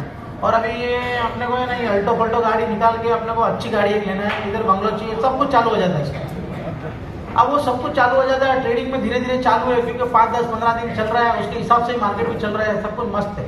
एक दिन क्या होता है, 6 बजते शाम को अमेरिका का मार्केट खुलता है, दब दब मार्केट का कैंडल ऊपर या नीचे, भाई बाय में था या सेल में था, ठीक है ना? उसका जितना $1200-1300 का $1400 का जो बना होता है ना, सीधा $60 $50 या $150 में पड़ा होता है। वो अपना, अरे यार ये क्या हो गया, कैसे हो गया, क्या न्यूज था यार, मुझे पता ही नहीं चला। मार्केट के अंदर में सेल था और मैं बाय करके बैठ गया, ये गलत हो गया है जबरदस्त, मार्केट टूट गया इतना खतरनाक। मेरे को खतरनाक यानी हुआ कैसे, वो थोड़ा बहुत सोचता है, बाद में जब प्राइस है ना वापस ऊपर ही आ जाता है और थोड़ा ऊपर चला जाता है। देखा, मैंने बाय डाला था ना, वो बरोबर डाला था, मार्केट वापस ऊपर ही आ गया। पर प्रॉब्लम किधर था, मेरा पैसा कम था। अगर ये $5-10 हज़ार का बैलेंस होता ना, तो मार्केट ऊपर आ गया नीचे ऊपर जाता, मुझे फर्क ही नहीं पड़ता। इसके लिए मुझे बैलेंस ज्यादा रखना चाहिए था। अब वो क्या दिमाग लगा था, उसके बाद में वो 2-4 दोस्तों को बात करता है, मेरे पास में जो ट्रेडिंग का लाइन है ना बहुत जबरदस्त है, मैं 5% कैपिटल और 5% प्रॉफिट दे सकता हूँ, आप 10% हर महीना रिटर्न लेके जाओ। तो 4-5 दोस्त बोलते हैं, चल ना भाई तू कर रहा है तो लेके जा, $1-2 लाख रुपये। वो डालते हैं, फिर जैसे 10% रिटर्न, उसको क्या करता है, आधा पैसा उसमें लगाता है वापस फॉरेक्स में, और आधा अपने हाथ में रखता है, क्योंकि वो हर महीना लेने आने वाला है, सही है ना? ये सीक्रेट है, अभी रुको जरा। फिर क्या होता है कि वो जो दोस्त लोग हैं ना, जिसको 10-10% रिटर्न मिलता है ना, अप्रिशिएट, 1 नंबर आदमी है, हमारा दोस्त तो 1 नंबर का ट्रेडर है बॉस, उसको पूरी दुनिया मालूम है। अब वो दोस्त को ही मालूम है, नए नए इंडिकेटर सीख रहा है, नया नया रोबोट सीख रहा है कि कहीं से ऐसा फॉर्मूला मिल जाए कि मैं रोज कमाता हो जाऊँ। तो उसका काम चालू ही है, एक्सपेरिमेंट का, पब्लिक से लेना चालू है। एक दिन क्या होता है, इधर लॉस हो जाता है और इधर जो लोगों को आरओआई जा रहा है, रिटर्न जा रहा है, उसमें वो पैसा खाली हो जाता है और भाई के हाथ में कुछ नहीं आता है और वही कहानी हो जाता है शुरू। यस या नो? तो ये सब्जेक्ट के ऊपर में ना पिछले 15 साल से हर कंपनी, हर आदमी ये लगा पड़ा। सही है गलत है? कोई बात गलत बोला तो वापस दे देने का। सही है गलत है? फैक्ट यही है। और हमें ना अच्छी कंपनी, ये अच्छा, अरे भाई अच्छा, उसकी अकल है कि नहीं अच्छी, जरा ये तो देख, जो इसके बाजू में फाउंडर बैठ के बना पड़ा उसकी अकल क्या है? क्या पता चला तुझे ज्यादा अकल है, उससे भी ज्यादा अकल। समझ रहे बात को? क्योंकि मैंने यहाँ पे बहुत, इंडिया में बहुत कुछ देखा। मुझे वेस्ट बंगाल से बहुत डर लगता है, मैं आपको रियली बोलता हूँ, क्योंकि इतने भारी लोग हैं, हमारे उधर भी नहीं है। एक फैक्ट बात है बॉस, फैक्ट है फैक्ट। अपने को क्या, किसी से कोई पंगा नहीं है, डर नहीं है, टेंशन। वो इतना बड़ा कारीगरी, इतना बोलने में पावरफुल, ये सब कुछ, मतलब 5 मिनट बैठ तो सही, या टेबल के ऊपर में जरा समझा तो सही तेरा गेम। एक से एक फ्लाइट है ना दुबई लैंड होती है, ये पूरा स्कैम करके उधर दुबई में आते हैं। आपको मालूम है बुर्ज खलीफा कितने लोगों ने देखा हुआ है? पिक्चर में भी चलेगा, देखा है ना आपने पिक्चर में बुर्ज खलीफा? वो बिल्डिंग के अंदर में जितने भी लोग रहते हैं ना, इधर स्कैम करके आके उधर देते हैं। मेरा घर है ना बुर्ज खलीफा के सामने ही। मेरे को 2-3 बार बोला यार बुर्ज खलीफा में रहने चले जाओ, नहीं उधर नहीं जाने का। क्योंकि उसका सीक्रेट मुझे मालूम, मैं रोज देखते रहता हूँ टावर, मेरे बेडरूम से टावर सामने ही है। मैं रोज सुबह उठ के देखता हूँ टावर है कि नहीं। नहीं देखता हूँ मैं, ऐसा उठता हूँ, पड़ता ऐसा होता है, हाँ टावर बरोबर मेरे घर के एकदम सामने। अब कभी भी कर सकता है, वीडियो कॉल करेगा ना, उधर सामने ही जूम में बताएगा कभी। सो कहने का मतलब क्या है, ये जो स्कैमर इंडस्ट्री है, जो भी है, कैसे पैदा होते हैं लोग, कैसे पैदा होते हैं मार्केट में, ये समझ में आया? साइकोलॉजी धीरे धीरे डेमो से निकला, उधर से निकल के, उसको उसका डीप मालूम नहीं है मार्केट चलता कैसे। उसके वो इनोसेंट भी है एक तरीके से, कि उसको मालूम ही नहीं है कि वो गेम करने निकला है, उसका बाप बेटा है पीछे गेम करने के लिए, बाय और सेल का पूरा बुक संभाल रहा है। सही है गलत है? Are you understand? Yes. मजा आ रहा है ना? Yes. हाँ, कोई भी आइटम मिले तुम्हारे को फॉरेक्स का, जिसका उसका सब का अपन कर सकता है। समझ में आया? ये अवेयरनेस प्रोग्राम चलाना है इंडिया के अंदर। 5 रुपया भी इधर तक फालतू नहीं जाना चाहिए। समझ में आया आपको बात में? धंधा नहीं होगा तो चलेगा बॉस, पर लोगों को लूटने से बचा लो ना, ये भी सबसे बड़ा धंधा है। जोरदार है कि नहीं है? Yes. मजा आया? मुझे ऐसा लग रहा है कि आपका मुझे ब्लेसिंग मिलेगा, आपकी दुआएं मिलेगी। आपका 5 रुपये बच भी गया ना तो भी ये ब्लेसिंग ही है मेरे लिए बॉस, है ना? तो ये देखो, कमाना होता ना तो ये आपका फॉरेक्स का प्लेटफॉर्म लेके ए बुक सी बुक करना ना, तो सबसे बड़ा मास्टर मेरे था। इसमें मेरे को बहुत फॉरवर्ड है। 2-5 हज़ार करोड़ तो कब से का निकाल के बैठता शांति से गुजराती आदमी है। आंगड़िया करना, व्यवहार करना, बैंकिंग करना, ये सब हम लोग को बहुत अच्छा आता है। सही है ना? पर वो धंधे में मैं आपको एक बात बताता हूँ, एक दौलत का एक प्रिंसिपल है ना? आज मजा आ रहा है दिल से बात करने में, क्योंकि आप लोग दिल से अच्छे लगे, है ना? यस, दौलत का एक प्रिंसिपल है, मैंने अनुभव किया है। आप पैसा कमा लोगे होशियारी करके, पैसा कमाने के बाद में है ना, वो पैसा आपने कमाया अपने मैनेजमेंट से, याद रखना मेरी बात को। फिर वो पैसा जो आपके पास में टिकेगा ना, वो ऊपर वाले का मैनेजमेंट से टिकेगा। समझ में आया? वो पैसा फिर आपके पीछे आपके बच्चों को या आपको या किसको काम आने वाला है या क्या चलने वाला है, उसका मैनेजमेंट है ना, वो कुदरती करने वाला है। तो इससे बेटर ये है कि एक ही बात जबान पे आना चाहिए कि ईमानदारी से, अच्छे तरीके से ज्यादा पैसा कमाने के लिए बेईमानी जरूरी नहीं है। ईमानदारी से आप थोड़ा सीख लोगे ना तो भी बहुत पैसा है बॉस। तो वो कुदरत का जो कानून है उसको नहीं हराने का, वो अपने को ठोक देगा। इसके लिए होशियारी बनो, नो प्रॉब्लम, मगर वो पैसा इतना कमाओ ना कि वो बरकत से टिके। यस या नो? Yes. ये अपना गोल है। मजा आया? Yes.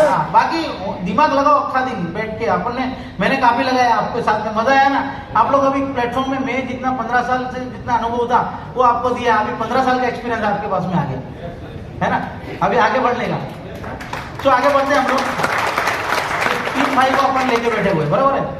तो नंबर 1 पार्टी देखिए, मैं क्या समझाने जा रहा था आपको, अभी का जो बाजार का स्टाइल है, एक स्वैपिंग करके जो ब्लॉकचेन के अंदर में क्या हुआ कि ब्लॉकचेन में सप्लाई माइनिंग इन ब्लॉकचेन, और नया नया प्रोडक्ट आते गया, नया नया ब्लॉकचेन आते गया। अभी ब्लॉकचेन इतना पावरफुल हो गया कि ब्लॉकचेन के ऊपर में ट्रेडिंग करने का कॉन्सेप्ट आ गया, राइट? तो पहले का जो ट्रेडिंग करने का प्लेटफॉर्म है, प्राइवेट प्लेटफॉर्म जिसको बोलते हैं, अभी मैं प्राइवेट प्लेटफॉर्म बोलूंगा, NSE, BSE या व्हाटएवर जो भी है प्रोडक्ट चल रहा है दुनिया में, ये 10-15 साल का खेल है बॉस।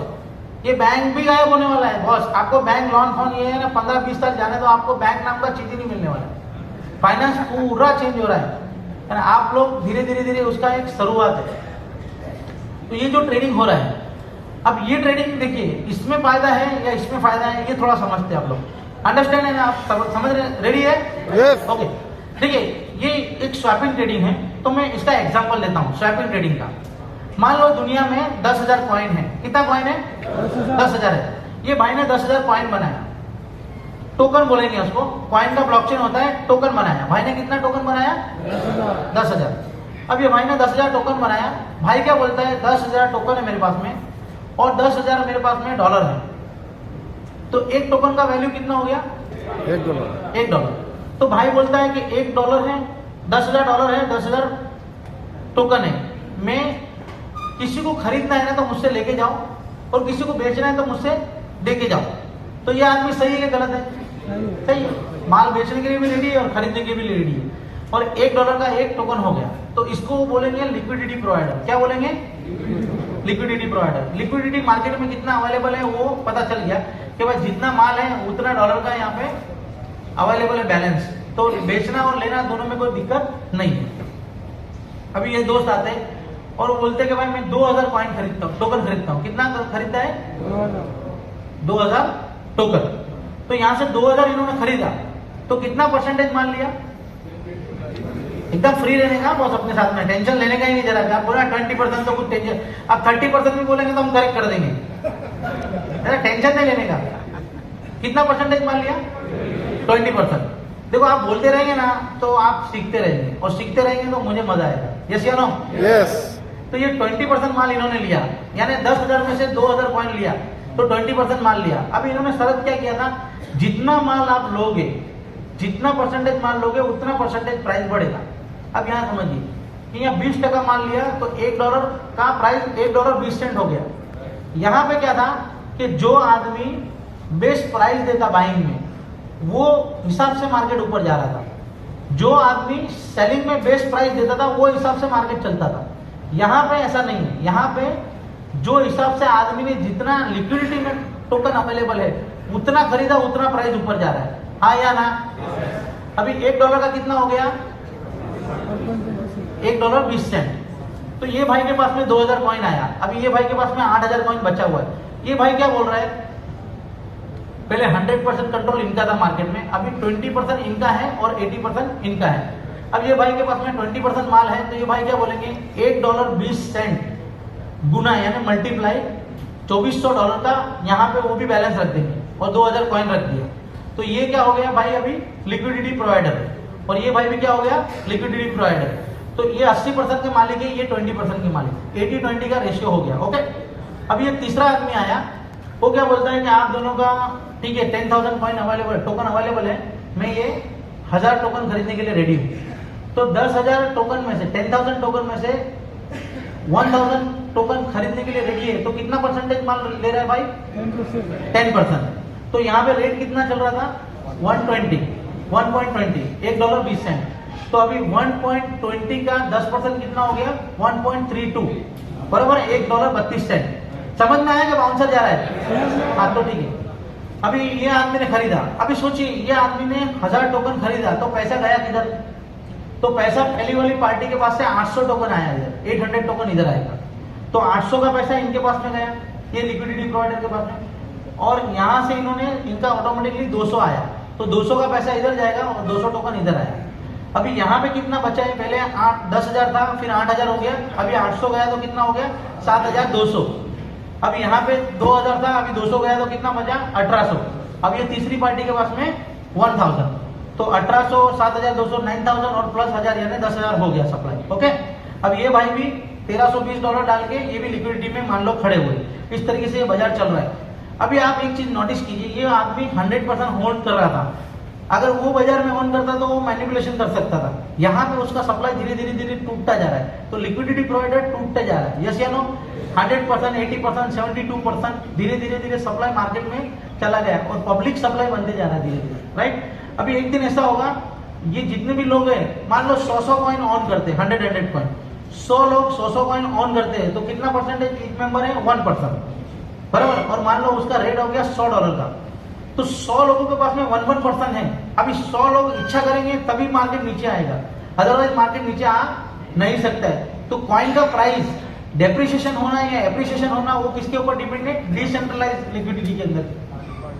समझ में आ रहा है बात को? तो ये पब्लिक की साइकोलॉजी में चलने वाला है, जो मैनिपुलेटर है उसको चलाने का चांस ही नहीं है। तो आने वाला टाइम ये ब्लॉक हो रहा देखिए आपको, वो कभी कभी बोलता है फाइनेंस में कब आएगा, आने का जरूरत ही नहीं है। ये बुक में हमको कॉइन को लाना ही नहीं है। ये बुक में कॉइन आएगा तो मैनिपुलेशन होगा। कॉइन पब्लिकली सबके कंट्रोल में होगा तो इसका मैनिपुलेशन हो ही नहीं सकता है। इसमें फिरोज भाई भी कुछ नहीं कर सकता है। यस या नो? तो ये 100% ट्रांसपेरेंसी पब्लिक का हो गया और पब्लिक का कॉइन हो गया। थोड़ा रुकिए। तो ये जो चीज है, ये जो डिसेंट्रलाइज ट्रेडिंग है, ये ब्लॉक ऑरा में हो रहा है। आने वाला ब्लॉक ऑरा का ब्लॉकचेन के ऊपर में जितने भी कॉइन बनेंगे, मतलब टोकन बनेंगे शेयर मार्केट के या जो भी है, तो पूरी दुनिया का बाजार जब ये टेक्नोलॉजी के ऊपर में ये लॉजिक से ट्रेडिंग होगा ना, मैं गारंटी देता हूँ बॉस, पूरी दुनिया चेंज होने वाली है, रोजी रोटी की जरूरत नहीं पड़ने वाली है। तो किसी ने अभी तक सोचा भी नहीं है बॉस, और ये ब्लॉकचेन इस पे काम कर रही है। समझ में आया बॉस? कितना बड़ा मार्केट है, gold, silver, crude, copper, share बाजार सभी ये ब्लॉकचेन के ऊपर ट्रेड करने वाले हैं। तो ये ब्लॉकचेन को चलाने के लिए पहले कम्युनिटी बिल्डिंग चाहिए। इसके लिए स्टेकिंग प्रोग्राम को हमने हवा दिया है। स्टेकिंग प्रोग्राम जो चल रहा है ना, आप कमा रहे हैं ना, प्राइस एप्रिसिएशन इसी की वजह से जा रहा है। यहाँ पे वैल्यू बढ़ते जा रहा है, इसके लिए पैसा बढ़ते जा रहा है। सीधा सीधा देसी गणित में बात करेंगे, स्टार्टिंग में 20 लाख कॉइन था, यस या नो? $1 का रेट था, तो उसका मार्केट कैप कितना हो गया? 20 लाख डॉलर का। सिंपल यार, देखो मैं गुजराती आदमी, मेरा गणित थोड़ा पावरफुल है, घर से गिन के आया हूँ। आप लोग को टाइम लगता है थोड़ा कैलकुलेटर लेके बैठने का, फटाफट फटाफट, सही है ना? तो 20 लाख हो गया। अभी $20 का रेट चल रहा है एग्जाम्पल के तौर पे, तो $20 मल्टीप्लाई 20 लाख कितना हो गया मार्केट कैप? $4 करोड़ का, है ना? अगर इंडियन रुपीस में बात करेंगे तो एक $20 लाख मल्टीप्लाई 80 का रेट गिनते तो कितना हो गया? 16 करोड़ का इसका मार्केट कैप था। अभी कितना हो गया मार्केट कैप? $4 करोड़, मतलब बोले तो 4 करोड़ मल्टीप्लाई 80 यानी 320 करोड़ का मार्केट कैप हो गया। तो 320 करोड़ किसके बीच में बटेगा? हम पब्लिक के बीच में, यस या नो? अभी मान लो इसका प्राइस $10,000 का हो गया। कितना डॉलर का हो गया? 10,000। तो 10,000 मल्टीप्लाई 20 लाख कॉइन, तो इंडियन रुपीस में जो डॉलर होगा, और मैंने INR में गिना हुआ है, 1,60,000 करोड़ का मार्केट कैप होगा। तो ये इंडस्ट्री का ताकत कितना हो गया? 1,60,000 करोड़ का हो गया। आप समझ रहे हैं? शौक है ये थोड़ा आंकड़ा आपका, है ना? समझ में आया मैंने क्या क्या बोल दिया ना? क्या बड़ा बड़ा चीजें। आप बैठ सकते 5 मिनट और कर सकते हैं, टेंशन नहीं है। किसी को ऐसा जरा गड़बड़ है बताओ, ऐसा समझ में आ रहा है ना? yes. आप लोग को आया तीनों को? हाँ, तो बरोबर बरोबर। तो ये मार्केट कैप 1 करोड़ 1,60,000 का हो गया। अभी मान लो इसका ब्लॉकचेन आ गया और 1 करोड़ सप्लाई में मार्केट में कॉइन आ गया और $10,000 का प्राइस चल रहा है। समझना मेरी बात को ध्यान से, आराम से। तो 1 करोड़ मल्टीप्लाई 10,000, 20 लाख था तो 1,60,000 था, और 1 करोड़ है तो कितना हो गया?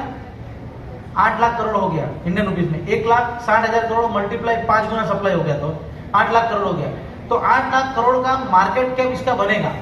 ये बन सकता है क्योंकि बिटकॉइन का सप्लाई, मैं 1 करोड़ का सप्लाई की बात कर रहा हूँ, बिटकॉइन का सप्लाई हाल में 1 करोड़ 90 लाख का है ऑलरेडी, और उसका प्राइस $60,000 तक गया है। तो उसका प्राइस विश्व में कितना बड़ा था? तो यहाँ हो सकता है, कोई बड़ी बात नहीं है। जो आप कर रहे हो ना, जो आप लेन देन स्टेकिंग में, कि जितना कम्युनिटी बढ़ता जाएगा उतना प्राइस इसका एप्रिशिएटेड होने वाला है, यस या नो? तो ये 8 लाख करोड़ का मार्केट बनेगा। अभी आपका टेंशन ये है कि चलो ये एक बार ये जो चल रहा है, जो मतलब रिवॉर्ड बांटने का काम 3x रिवॉर्ड हो रहा है, वो रिवॉर्ड बांटने का काम एक टाइम पे स्टॉप किया गया। अभी उसको स्पीड कम होते जा रहा है, आने वाले टाइम में उसका स्टॉप किया गया तो ये कॉइन सब बेच देंगे, यस या नो? तो प्राइस नीचे आ जाएगा। तब क्या होगा? देखिए सिंपल है कि टेक्नोलॉजी, ट्रेडिंग एंड कम्युनिटी पे बात किया हम लोग। तो ट्रेडिंग जो है हम डिसेंट्रलाइज वे में लिक्विडिटी खड़ी करते जा रहे हैं। डिसेंट्रलाइज में बायर सेलर ये आदमी है, बायर सेलर ये आदमी है, बायर सेलर ये आदमी है, तो कितना भी प्राइस जा रहा है बायर सेलर पब्लिक बनते जा रहा है। तो लिक्विडिटी डिसेंट्रलाइज में, पहली बात। दूसरी बात कि जितना भी ब्लॉकचेन के ऊपर में ट्रांजैक्शन होगा, गोल्ड, सिल्वर, क्रूड, कॉपर, जो भी ट्रांजैक्शन होगा, जितना भी कॉइन, टोकन, जितना भी डिप्लॉय होगा, NFT, मेटावर्स या फिर NFT है, मेटावर्स है, सिक्योरिटी टोकन है, या जितने भी एक्सचेंजेस है आने वाले टाइम में, वो जितना भी होने वाला है वो सब ब्लॉकचेन पे होगा। तो वो ट्रांजेक्शन क्या क्रिएट करेगा, ट्रांजेक्शन फीस क्रिएट करेगा। तो $10,000 का जो कॉइन है ना, वो फीस भरने वाले को 10,000 में मिले या 12,000 में या 15,000 में, उसको फर्क नहीं पड़ता, उसको फीस भरने से मतलब है। यस या नो? तो ये जो मार्केट कैप है ना, वो कभी नीचे नहीं जाएगा, वो ऊपर ही जाने वाला है। यस या नो? तो ये इंडस्ट्री में आप स्टेकिंग में काम कर रहे हैं तो आपको लिक्विडिटी में भी काम करना चाहिए। तो ये लिक्विडिटी वाला आदमी ही पैसे वाला बन सकता है। लिक्विडिटी किसको बोलते हैं? थोड़ा बायर और सेलर। तो नेक्स्ट एलडीबी में जब हम बैठेंगे तो ये लिक्विडिटी के ऊपर में और इन डिटेल जाएंगे। समझ में आया?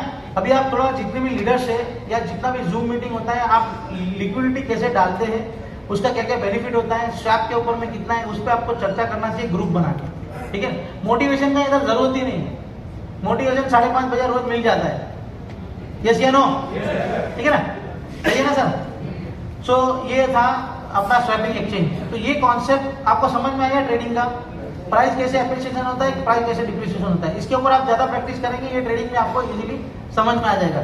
हर चीज आपके कंट्रोल में है। आप वर्ल्ड में किधर भी बैठा हुआ है, आपको ना केवाईसी की ना कोई लफड़े की जरूरत है।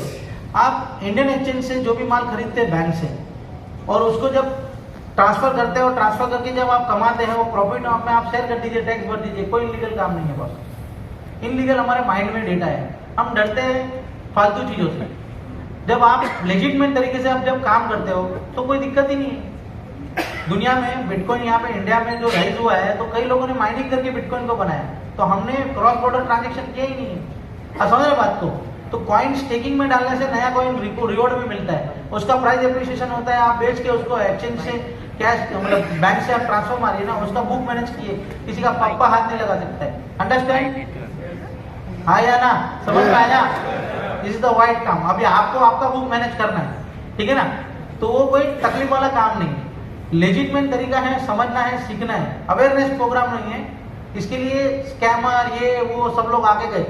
मैंने जितना मेहनत करके आपको समझाया ना, उतना ही मेहनत करके आप समझाइए। फर्स्ट टाइम नहीं, मतलब जुड़ने के बाद या जो भी है ना?